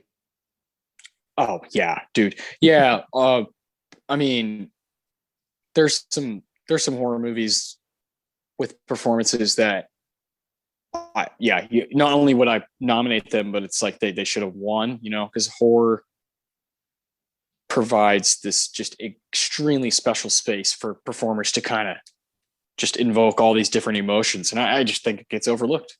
Well, that's why I love the 90s, because in the 90s, we got a Kathy Bates win for Misery. We got Anthony Hopkins and Jodie Foster winning for Silence of the Lambs. So we did get some horror performance wins in the 90s. And we had just gotten in 1987, Fatal Attraction got a Best Picture nomination. There's good stuff happening in the 80s and 90s. We're kind of like the genre films, get their say. And look, Parasite just won. And that is a genre film through and through, right? It's a total genre bender. And that's good stuff to see, for sure. Absolutely. And I believe that takes us to the Best Picture discussion. We've got The Cider House Rules, The Green Mile, The Insider, The Sixth Sense, and the winner, American Beauty. In that run, in there is a fantasy drama and a straight up horror film. That's fantastic. Yeah. That's what we're talking about. Yeah, Sixth Sense through and through, purebred. Yeah, you gotta love it. So we're gonna rank these. So I want to start with 5 going to 1. I'll let you go. First. I'm really curious to see how you did this, because before we get started, I want to give it even more, because you just wrote reviews for all these, right? So you kind of just rewatched them. Yes. And Sixth Sense you did an episode on not too long ago on Filmgazm. So these are very fresh. So as we do these rankings, just so everybody knows, we both kind of put a lot of thought into these, and I'm very curious as to see where yours lie. Yeah, this was difficult because I liked all 5 of these films. Mm-hmm. But I like some of them more than the others. Number 5 is The Cider House Rules. Very good film. Has its own problems. Doesn't quite go as deep into a very dicey subject matter that I think people just weren't ready to deal with in 1999. That's why it's, I think, a fairly tame film despite its dark subject matter. Michael Caine's performance is good, but splotchy when it comes to that accent. Tobey Maguire, to me, has always had kind of a blank face. Yeah, no kidding. He just seems like, I don't know. He doesn't seem like he's going through anything. And I've always, every film I've seen him in, he's always been kind of he's always felt like that. Even Spider-Man. So I like the film. It's purebred Oscar bait. And there's nothing wrong with that. It's just, I think the rest of these films are trying to do something new, which is nice. So that's why The Cider House Rules is at number 5 for me. Yeah, I also have it number 5. I give this movie a 7. I don't know. It's a little bit bland, right? And like you said, the performances just leave something to, just leave too much on the table. Like when Paul Rudd is outshining Tobey Maguire at moments, I'm like, oh, what's happening here? What? And also, I think Paul Rudd's too nice. You feel bad for him, that Toby and Charlize are hooking up. They're both bad people. Paul Rudd's a good dude. He's going off to war. He got Toby a job. This guy he barely knew who did his girlfriend's abortion, a job. Already weird situation, but yeah, Paul Rudd never does anything to deserve this treatment. And then you've got the whole incest subplot. Man, it goes to so many different branches. What was weird. That? What was? I understand. This one best adapted screenplay, and like you said, Michael Caine undeservingly. Oh boy, what? It's called The Cider House Rules, and this movie is very much from the perspective of Tobey Maguire exclusively, and then there's a lot of Michael Caine, some Charlize Theron, but then we're gonna use Delroy Lindo and Erykah Badu like that. What are we doing with this movie where all of a sudden these two characters are just kind of thrown in, and then it's so dark, so dark. The kind of cider house rules. Like that's where the title comes from, these rules that they have, and then these people that have these rules, it's Delroy Lindo playing the father of, and Erykah Badu is playing the daughter, and he gets her pregnant. Like, what? Leave that shit out, dude. Leave that shit out. It makes the movie just like, where are we going? I was actually sort of on board. Yeah. I was like, oh, this is lovely. Like, all right. And then you're going to need a whole nother hour on this movie to figure that shit out and to properly get that out. And what a waste of Delroy Lindo. Yeah. Because he's so good, and he is good in this movie, but he's working with bullshit. So if you actually used him and like let him actually get a piece of this screenplay, this movie could be so much better, because he is by far and away the most talented guy working on the movie. He's a legend, right? And they just don't give him anything to fucking work with. And it was frustrating. That's for sure. Well, the whole reason him and his daughter are there is to give a heinous enough reason to justify Tobey Maguire giving an abortion. That's the whole reason that's there. Because the whole movie, he's like, I will help these women, but I will not do an abortion. And this is to push him enough to be like, oh yeah, I got to do this. It's the only way. Now, I was expecting him to knock up Charlize Theron and have to make a decision there. That would have been, I think, more character driven. It would have made sense to like for his development. Yeah. I was expecting that. I was not expecting a sudden incest that isn't really treated in the disgust it should have been treated. And yeah, it went weird. And then he's just like, I guess I'm going home now. And just goes back to Maine. And now he's the head doctor. Like the ending was pretty rushed. And just kind of, quite frankly, just sad. Like, okay, that you're just going back exactly where we started. Okay. And not even in a way like, oh, I've accomplished all this stuff, or I did all these different things and now I'm going home. No, it's like, dude, it wasn't even that long, bro. Like, it's just kind of bizarre. There are good moments in this movie, but yeah, overall I give it a 7, and that's why it's a very clear 5. The rest of these 4, I have a lot of respect for. I gave it an 8 because I did enjoy it. It's got holes. It's weird at times, but I'm a fool for, sappy Oscar baity romance. Me too. I always fucking end up watching it. Yeah, I mean, and 7 nominations, 2 wins is just like, yeah, I bet that's pretty good. And then, bam, yeah. I love it. Yep. All right, so that was also your 5. Yeah. So what's your number 4? From here on out, I think it's going to get a little interesting. Yeah. So this was a first-time watch for me, and I did enjoy it immensely.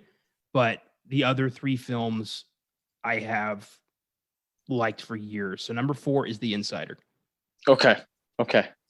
I gave it an 8. I think it's a very poignant drama, a very important film, and incredibly engaging, which surprised me. I was expecting this one to be dull, and it was anything but. Pacino and Crowe together is a joy. The supporting cast is fucking insane. Christopher Plummer as Mike Wallace was incredible. He was so good. Oh my God, Christopher Plummer. Holy shit. Yeah. How was he not up for supporting? Oh my God. Just for that one moment when he just belittles. he Christopher Plummer, there's not many people that can belittle someone as good as him on the screen. Just, you don't even belong on the same fucking floor as me. Oh, I love it. God, he was amazing in that movie. Oh, yeah, fantastic. And I love the true story about a guy who was willing to stand up to big tobacco.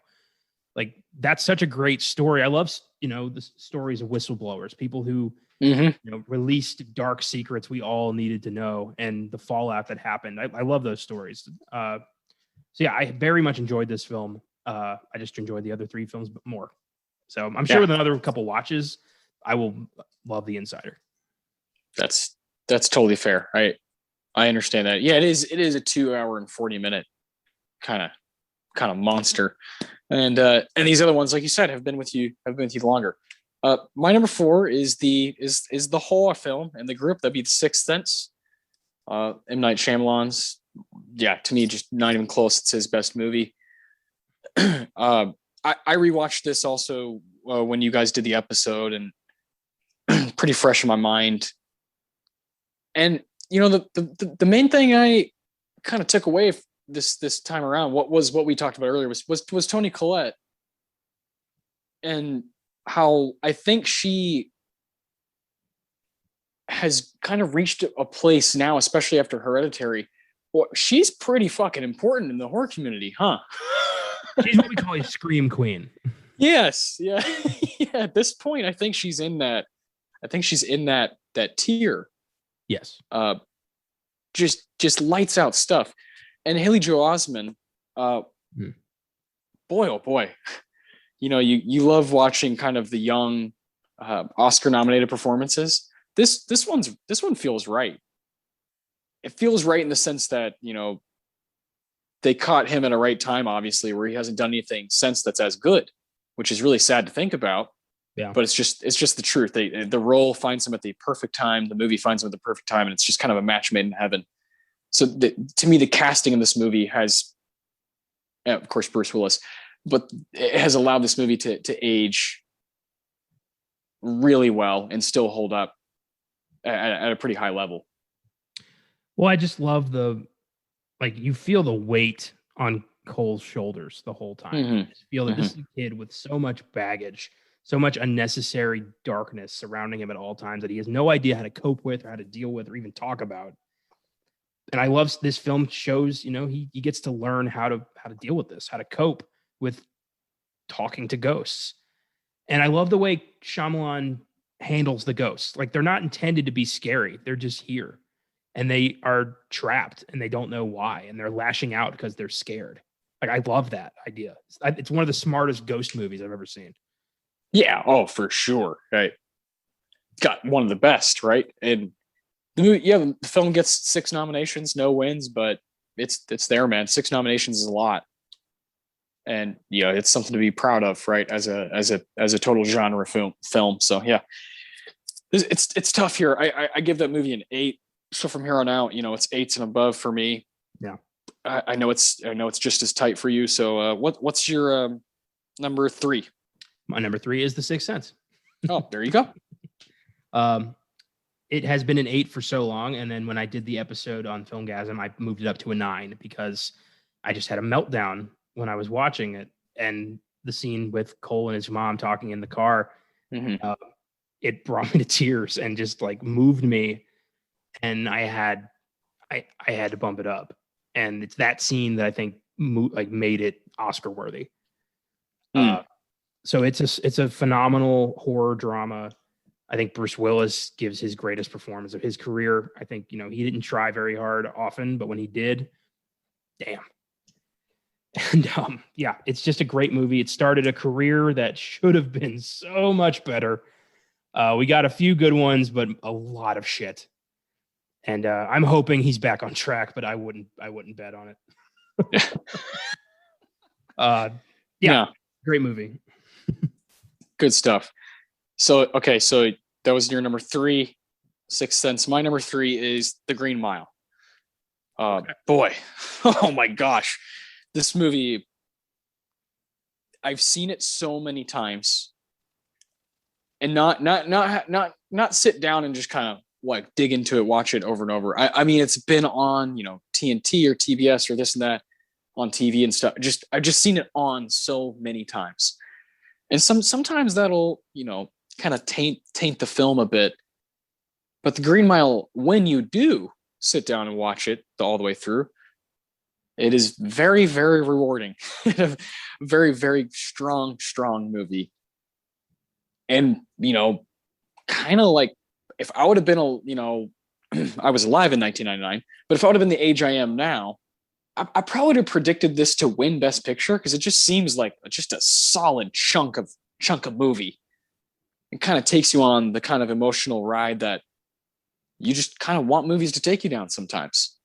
We mentioned Michael Clark Duncan, how wonderful he is, and Tom, what do you want from the guy, right? he's damn near perfect in that movie. And I know it's a soft spot for you because you got Mr. Darabont and Mr. King one of the coolest collabs of all time. So yeah, this is nitty gritty. This movie's very close to being a 9. I have it as an 8 right now, but it's very close to being a 9. The Green Mile is my number 2. Ah, beautiful. I'm going to just go into it. So I remember I'm pretty sure it was my political science class, my second semester or third semester of college. And I didn't give a shit about that class. So I would go in there and read. And I was reading The Green Mile. And I was at the end of the book. And it's the scene where John Coffey is executed. And I started sobbing in the middle of class. And I had to control myself. And I kept reading. I powered through, but I had to like hide myself with the book because I didn't want people asking me why I was crying. And I immediately went home and got the movie and watched it. That's my King ritual: read the book, watch the movie.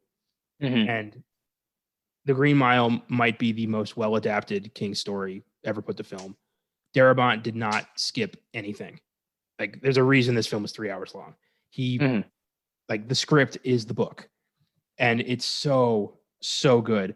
And Tom Hanks back in 94 was offered the role of Andy Dufresne, turned it down, and did Forrest Gump. So he won an Oscar. So not exactly a bad career move, but he regretted it when he saw the movie came out. So then in 99, when Darabont adapted another King project, Hanks was like, oh, I want in. And that's why we got his performance as Paul Edgecombe, which is fantastic. The whole ensemble, David Morse, Doug Hutchison, Sam Rockwell, they're all fantastic.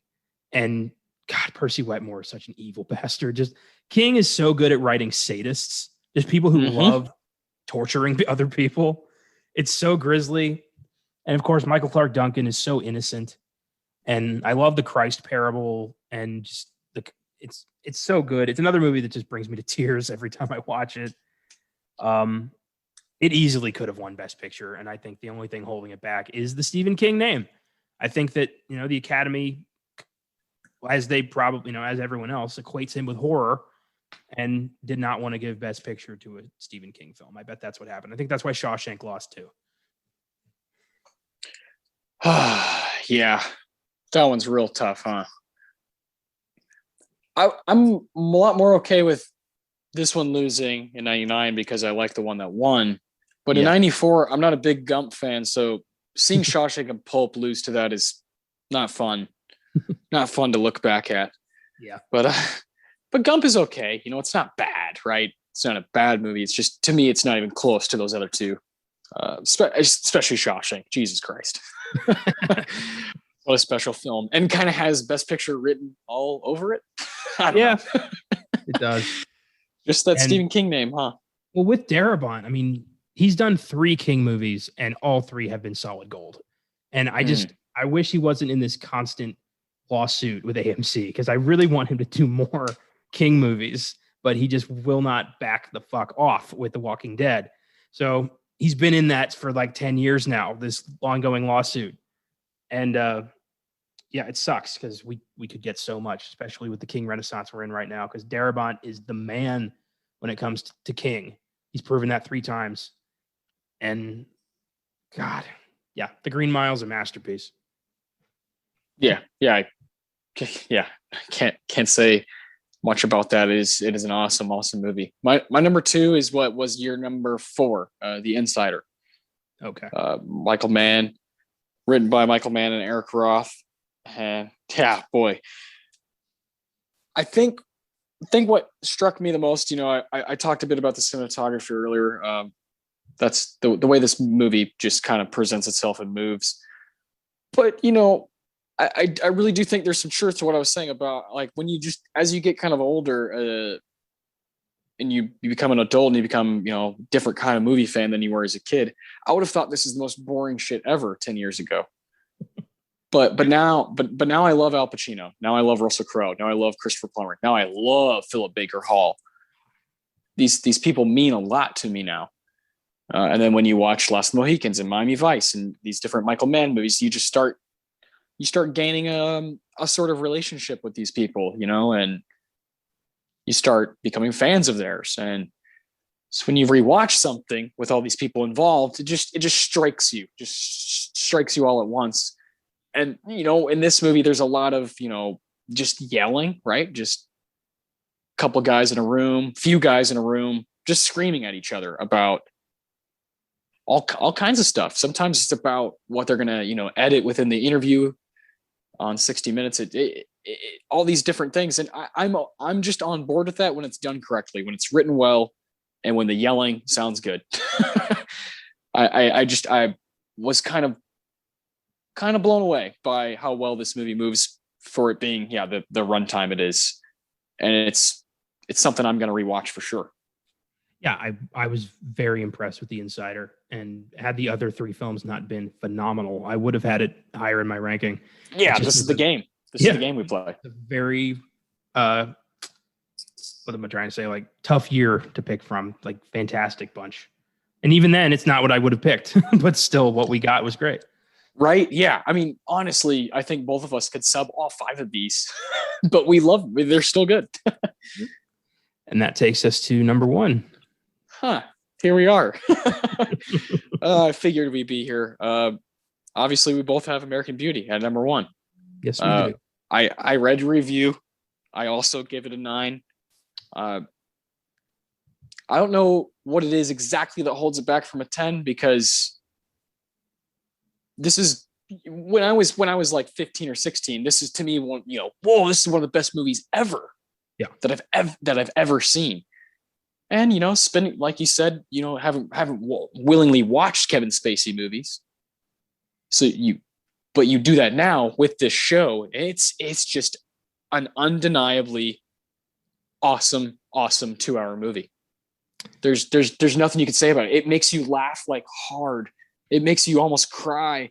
It shows you things. It has little music moments that are just like, what? It has every single thing you want in a movie.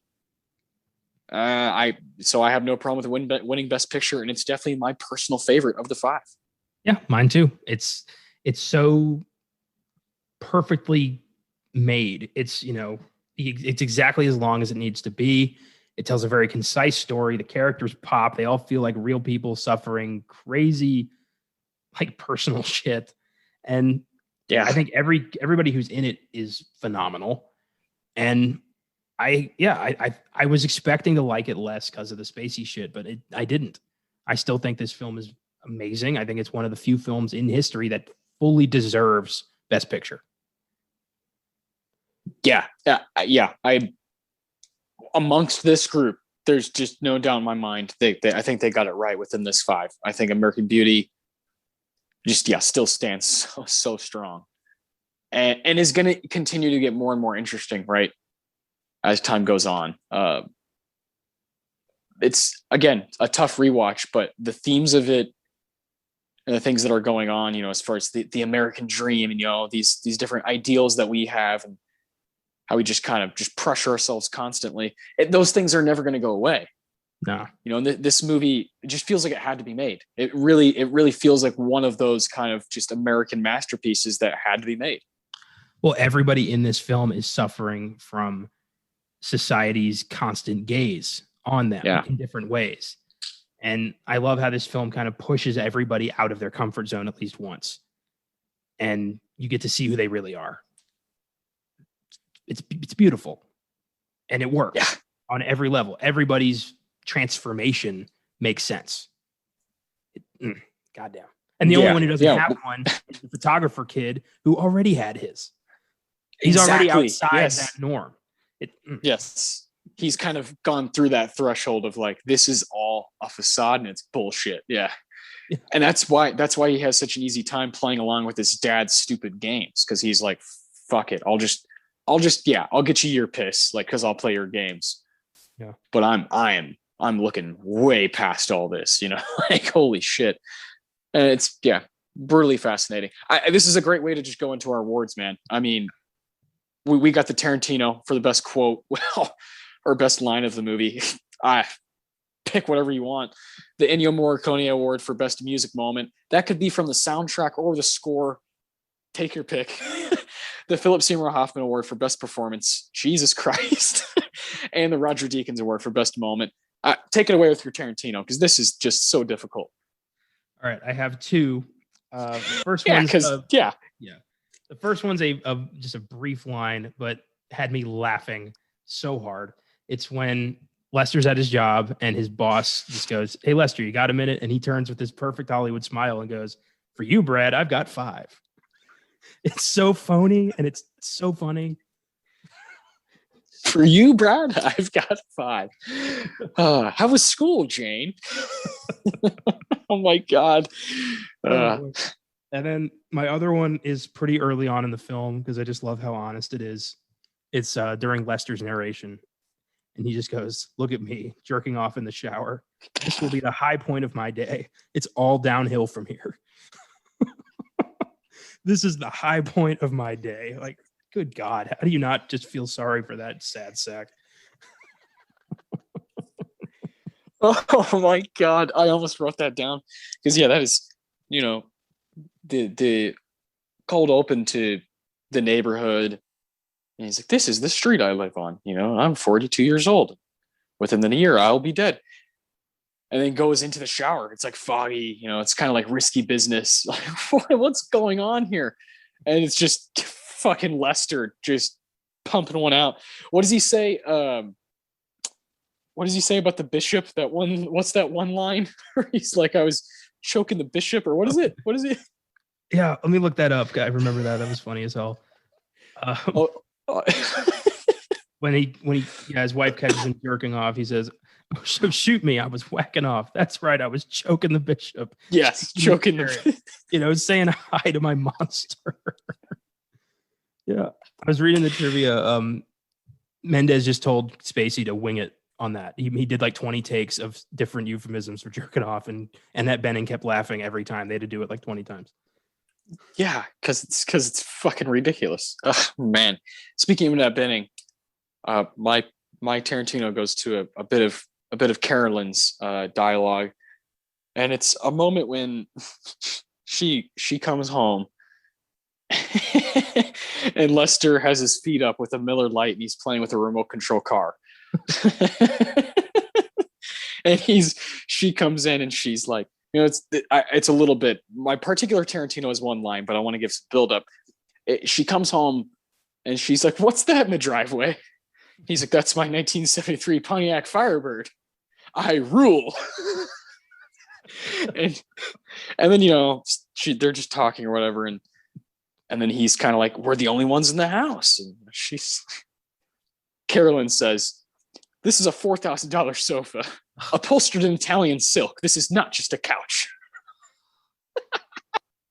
That was her moment. That was her moment to break out of the facade, and she didn't take it. Yes, there are a few times where he's kind of like, "Do you want to come along board with me on this wild journey where we can just kind of do whatever we want?" And she's like, "No, I have to." She also says at one point that I have to maintain this image because that's the image I work for, the company she works for. And she just continually says things where, oh my God, you are so bogged down by what you think you should be doing. Yeah. And Annette Bening just delivers every line with ease and perfection. Yeah, fantastic choice. Yeah, she's got, a number of them. Just, I love the moments where he is actively trying to, like, he doesn't want to end his marriage. He wants to save his marriage, but he wants it to save it the right way. And he tries to bring her into the bubble, but she won't budge. She's so trapped in this image that like she thinks she needs, but like, who is it for? And that's the ultimate question. Like, who are you pretending for? And I love that idea because, I've been there. I've thought, like, this is what I have to do because that's what you're supposed to do. But in reality, you're not supposed to do shit. It's entirely up to you how you live your life. And I love films that highlight that. And this film does that big time. Hell yeah. Hell yeah. So many awesome moments in the screenplay. Well, Alan Ball, well deserved. Oh yeah. The Ennio. Yeah. Ennio Morricone, we could honestly have called this the Thomas Newman. I'm not kidding. The guy, the 15 nominations, just crazy. And his score is amazing. Is your Ennio, does it go to part of the score? Yes, it does. Let's hear it. It's the score that really made me fall in love with Newman's work when I first saw this film. And the name of the bit of music is called Any Other Name. It's yes. kind of the definitive score of this film. It pops up many times, but for me, it's the moment at the end when Lester is shot, and it shows the reactions of everybody dealing with this, and that's the bit of music that plays. And it's so simple, the bit. It's just a little piano, and that's really it. Like, it built a little bit of string build up towards the middle, but it's beautiful. I've heard it on Pandora God knows how many times. It's Thomas Newman's like signature track. And yeah, I knew going in that's what it was gonna be. Like, there was no competition in that award at all for me. Oh man. Yeah, I'll be honest. I thought long and hard about this one, and that was I had written that down honestly before I even started watching the movie. Right, I was like, I kind of already know this one, and then I watched it, and I was cackling like a child when American Woman plays while Lester is smoking in his car driving to Mr. Smiley's to go pick up an application. American Woman, and he's holding the joint, driving, and you're kind of happy for the guy. You're like, oh my god, he's fucking free, And he doesn't give a shit what's going on, and he goes in to get food. He's just holding the joint while the window's down, ordering fast food like it's no big deal. He just does not give a shit. Now, the more I think about it, what he's doing and what Ron Livingston's doing in Office Space is too perfect. It's a perfect double feature. Yeah, that's a great double feature. Yeah, 99 was the year where we gave the fuck up. It's fantastic. I'm gonna do nothing. Yeah. That particular song, because Spacey as Lester gets to do the and you want to see actors do that kind of stuff, right? Yeah. You want to see them just be wacky and weird sometimes. And that moment, I like lost it. And I came close to that moment I was just talking about when Caroline's coming home and she's singing "Don't Rain on My Parade." That moment is so good too. There's pieces of the soundtrack and score that are, when those can coexist together, it's kind of genius. From now on, we're going to alternate the music, because I think I'm speaking for everyone here. I am tired of this Lawrence Welk. I love the contrast in their respective soundtracks. I was so close. I almost went with American Woman, but the score just it's such a or when he's listening to All Along the Watchtower while he's like bench pressing. What the fuck? Just listening to a little bit of Bob Dylan, while pumping him out. It's amazing. Or I love the moment when Lester is buying weed from Ricky, and he's like, oh, Pink Floyd, like I haven't listened to this in years. Those little moments are so cool. Watching characters kind of go through that, and you wonder about yourself when you get older. You're going to kind of like revisit things that you liked. It's really cool. I love that line. I haven't listened to this in years. Like, why not? Like, why haven't you, he's been listening to nothing but like 40 show tunes for 20 fucking years because he just didn't care anymore. Like, that's crazy to be so sedated down. Sedated that you just don't listen to the music you like in your own home. I mean, I hope to God I never end up like that. Yeah, same. I don't want to end up like that either. But if I do, I hope I break out the way he does. You go get a job at Mr. Smiley's. I want the least amount of responsibility as possible. Would you like some smiley sauce with that? No. You don't get to tell me what to do ever again. We've met before, but something tells me you're going to remember me this time. Well, she is assistant drive-through manager, so you are on her turf. Oh my God. Brilliant This movie's stuff. So goddamn funny. It's hilarious. Yeah.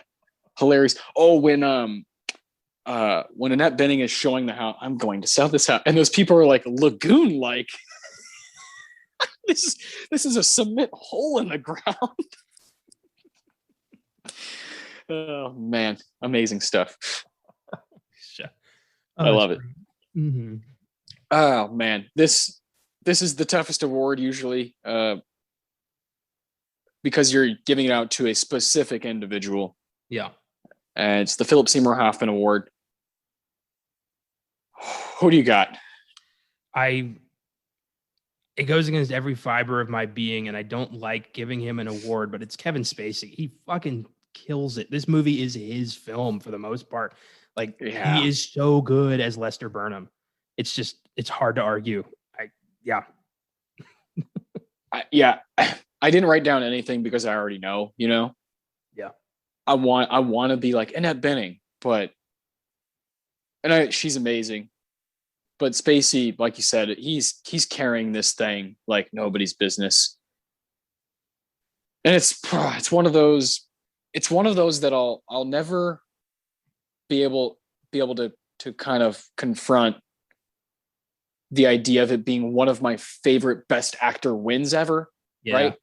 There's so many other individuals, so many other men and women that I just respect more. But this is one of the best performances I've ever seen. And admitting that is not fun, right? But this screenplay and his delivery together is just a total match made in heaven. And I would have been lying to myself on behalf of this award, giving out to the best performance of the film. I would have been lying to myself if I gave it to anybody else. Same here. Yeah, I wanted to be honest. I wanted to, deal with this. And the fact remains, Kevin Spacey's a monster, but Lester Burnham is a hilarious motherfucker, and I would love to smoke weed with him. Yeah, and listen to some old rock. Yeah, I'd spot him. I'd spot him. Oh yeah, I would hang out with him and Ricky, dude. They sound like a cool hang. Yeah, like, I love this guy. This guy is, the character of Lester Burnham is awesome. He's somebody who just says fuck you to everything and just does his own thing for as long as he can. It's inspiring, weirdly. Like, it makes me want to just say fuck it and go do something. Yeah. Just start doing something, right? Is like, you just take action, start doing stuff with your life, with your spare time, and doing things you want to enjoy. And it seemed like he forgot. Well, he says, at one point when he's narrating, he's like, you forget what it's like to surprise yourself, and you forget what all you can do. And that's really powerful. It is. And I don't know if anyone else had been cast, I don't know if it would have been as powerful. Because at the end, he's a fantastic actor. He's just a shit human being. Yes, indeed. But the PSH, it just goes simply to the best performance of the movie in our eyes, and for both of us, it's Spacey. The Roger Deakins. Here's one I thought about, a lot today at work, and I kind of just wrote it down before we started recording because this movie is filled with not only scenes that are so great, but it just strings together these moments, right? Where just like what we were talking about with him when he leaves his job and he kind of just tells his boss off, and then he goes to Smiley smoking weed with American Woman, gets a job application, sits down at the booth. This movie does that, and you're like, oh shit, what's my favorite scene? It's all one big clusterfuck. That's amazing. Yeah. But I was able to hone in on one thing. And I'm very curious as to what you got. Okay. For me, it is the scene where Lester quits his job. Beautiful. That dialogue. Oh my God. Yeah.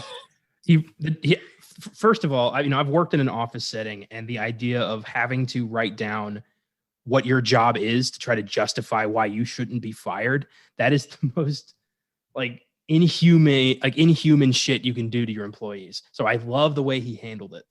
And he just writes, quote, "My job consists of basically masking my contempt for the assholes in charge, and at least once a day retiring to the men's room so I could jerk off while I fantasize about a life that doesn't so closely resemble hell." Yeah. My God, this guy's like my fucking hero. And it's just, yeah, I love that. He just doesn't give a fuck. And then he blackmails them into a very hefty severance package. It's perfect. Yeah, it's brilliant. It's just as good as what Edward Norton does in Fight Club. Yeah. Yeah. Again, 99, the Lots year of- we just gave Yeah. up. Yeah, exactly. So many connections. Oh, brilliant. I picked a moment that felt like it stuck out for a few reasons, where I was like, okay, well, what's really funny, right? Because this movie is so funny. What's a really funny and kind of serious moment? And then I was thinking about, well, with Deacons especially, what's something in this movie that helps it stand out the way it kind of moves? And it's the first dinner scene between Annette Bening, Kevin Spacey, and Thora Birch. Between these three actors, this family now, and the hostility. The dialogue's great, but my main thing about it when I was watching it here is the camera slowly closes in to where the frame is just outside of them three. But at first, it's a huge wide shot of their dining room, and it slowly moves in as it gets more annoying. You get closer, but you don't want to be. You're like, oh shit, and that's like what this movie's doing to you. It warns you very loud and clear at the beginning, like this movie's not going to be like everything you've seen, and it's going to highlight the shitty parts of being a human. Sometimes it's going to highlight it, it's going to put it on a pedestal, and you're just going to have to deal with it while these people talk about it. And that first scene, you just kind of have to reckon with what you're about to watch. And it's also got some of the best some of the best lines, because he has not quite lost it. So he's still kind of in this sedated mode, and they just don't like each other. They just don't. That's when he how is school, Jane? They're just robots, operating as a family. And that bit is pretty much, to me, Sam Mendes' intro to, oh, this guy's coming. If this guy can do this, if this whole introduction of this movie leads up into this dinner scene, and then we take off, Sam Mendes is a guy to look out for, right? And that's what people were thinking in 1999 when this movie came out. And I couldn't help but think about, damn, if I was my age in 1999 and I knew this was made by a 30-year-old guy, what? My mind would have been just torn to pieces. I love learning about those things, learning about where these guys were. And I was looking at pictures of Sam Mendes on set, and you're just like, holy shit. Before, now he has white hair and a big white beard and just looks way different. I love learning about those things, and they have a serious effect on how I watch them, right? And when I was rewatching that dinner scene, I was just like, shit. This is this kind of a master at work. And I'm super grateful for his effort on this movie. It could be his best work ever. It could be Sam Mendes' masterpiece as far as directing. And that's saying a lot. Yeah. It's lights out. And that's a great scene to establish who these characters are before they all go through their own respective journeys. Yeah, their own transformation. Yeah. It's great. Yeah, definitely a good choice. And there's so many options in this movie. Yeah. So many great scenes. Oh my God. The very famous the bag floating, and you got Ricky talking. That shit still works for me. The end, you brought up the finale of the movie when it gives you kind of different perspectives of the gunshot. That shit still works really well. I think all the decisions in this movie just hit. I think they hit when Chris Cooper, goes over and the garage door comes up and he's just soaked. It's creepy, but you're like, oh, I want to give this guy a hug, and then it's just crazy. It kind of gets all these different emotions out of you. And what more do you want from a movie? To be so homophobic, to be so brainwashed into hatred, that you can have a next door neighbor that's a happy gay couple and just feel your own self-hatred to the point where you have to kill somebody because you kissed them. Like, I can't imagine being that just hateful, that broken. Chris Cooper's character is so damn sad in this movie, and he never gets his moment. Like he tries, and I think if Lester had been gay, I think it might have helped Frank, right? Yeah, I think that's his name. Yeah, Marine Corps. Yeah, Frank Fitz. Yeah, but it's just it's sad seeing people like that, knowing that there are people like that who hate gay people so much, and in truth, they just hate themselves. It's a self-loathing kind of thing. Yeah, not willing to accept oneself, and then poor Allison Janney, is left just to really sad stuff. There's the storylines with Thora Birch and Bentley. What's his name? Ricky. Yeah, Ricky. What is the daughter's name? Jane. Yeah, Jane and Ricky. Their whole storyline, and it's never too much. This movie just kind of throws its rope out, but never goes too far. Well, I even Lester's whole, lusting after his daughter, his best friend, ends up actually being kind of a sweet moment where he gives her kind of a pat on the back and reassurance that everything's going to be okay after he realizes she's not this, huge slut she talks a big game about. She's a nervous virgin who's not sure about her place in the world, just like everybody else. Yes. And I like that he, has the I don't want to be the, it shouldn't be me. And he helps her up and cooks her dinner and just makes her feel better. It's sweet. Yeah. Well, it's the last conversation he has before he dies. Yeah. Yeah. She goes to the restroom. Ricky and Jane are upstairs, and then in comes Chris Cooper. Yeah, it's brutal stuff, and kind of an amazing finale. And then there's the Elliott Smith track that plays over the credits start playing. You're like, damn, yeah, that was brutal. Do you think Carolyn was going to kill him? I don't know if she would have had the gall to actually go through with it. Yeah, you can listen to as many self-help tapes as you want. It's not going to make you a murderer. Yeah, exactly. Whereas Frank, hardened soldier who hates himself just enough to make sure there's no evidence. Yeah. Fuck, man. It makes sense though. This movie's a weird, perfect, like you said, a gem, a diamond. It just everything works. Everything's firing on all cylinders for this thing to work. And really kind of, in a way, for a lot of people, define the year. And that's what Best Picture should do, as I've often said. So, yeah, 9 out of 10. And I'm sure, one day this will be a 10. It could get there, man. It might be hard, yeah, but it could get there. I totally agree with you. I had a blast. I had a blast being able to kind of figure out all the things I do enjoy about it. And talking about 1999 at large is always fun. Yeah, man, this is kind of, our favorite thing to do here with these Best Picture Showdowns is when you get rewarded like this, it's awesome. I feel very similarly about American Beauty and this win as I do Kramer vs. Kramer. Just totally cool with it.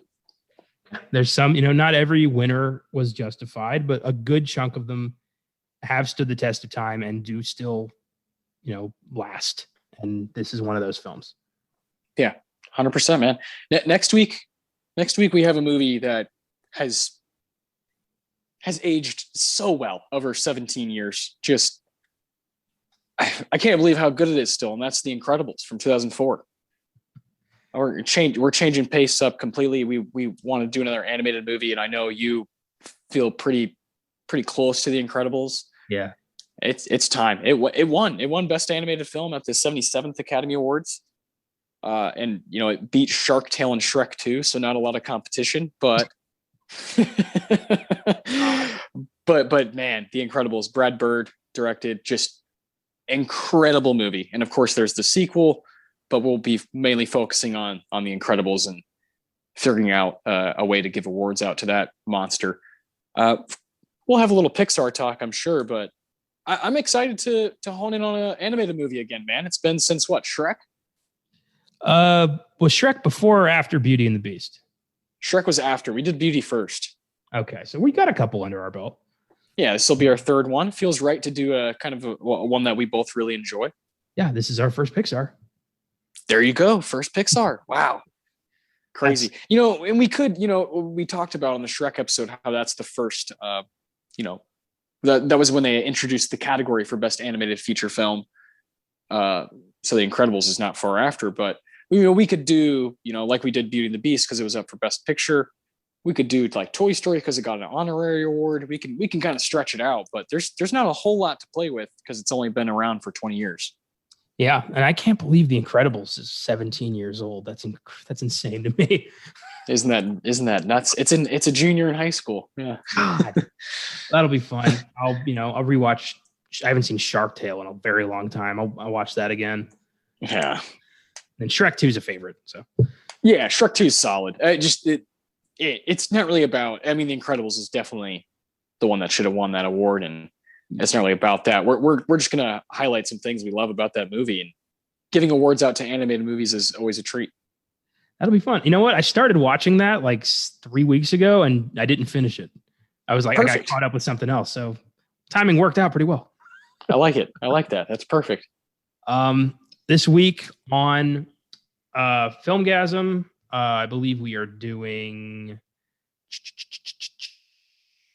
The Raid. There we go. Yes, The Raid, 2011. Yeah, awesome Indonesian action crime thriller, really badass film. And on sneak preview tomorrow, I believe we're doing Netflix's Thunder Force, which so far has not been getting the best reception, but we'll have fun with it. Yeah, not every movie that comes out is going to be good. Yeah, that's the game you play. Giggle Guys, do we know what they're doing or no on Friday? It's kind of like, I don't know. I never want to say anything because I feel like they'll shake it up, and I don't know. That's true. The mystery to us too. Yeah, 2 days ago was Malibu's Most Wanted. So yeah, they're just kind of going all over the place. Yeah, bring it on. Love it. Yeah, fantastic. Thanks for listening. I hope you enjoyed this one, and keep American Beauty alive. It's a movie that does not deserve to be buried along with Kevin Spacey's career. So yeah, no. Revisit this one and keep watching movies. Hell yeah. Peace.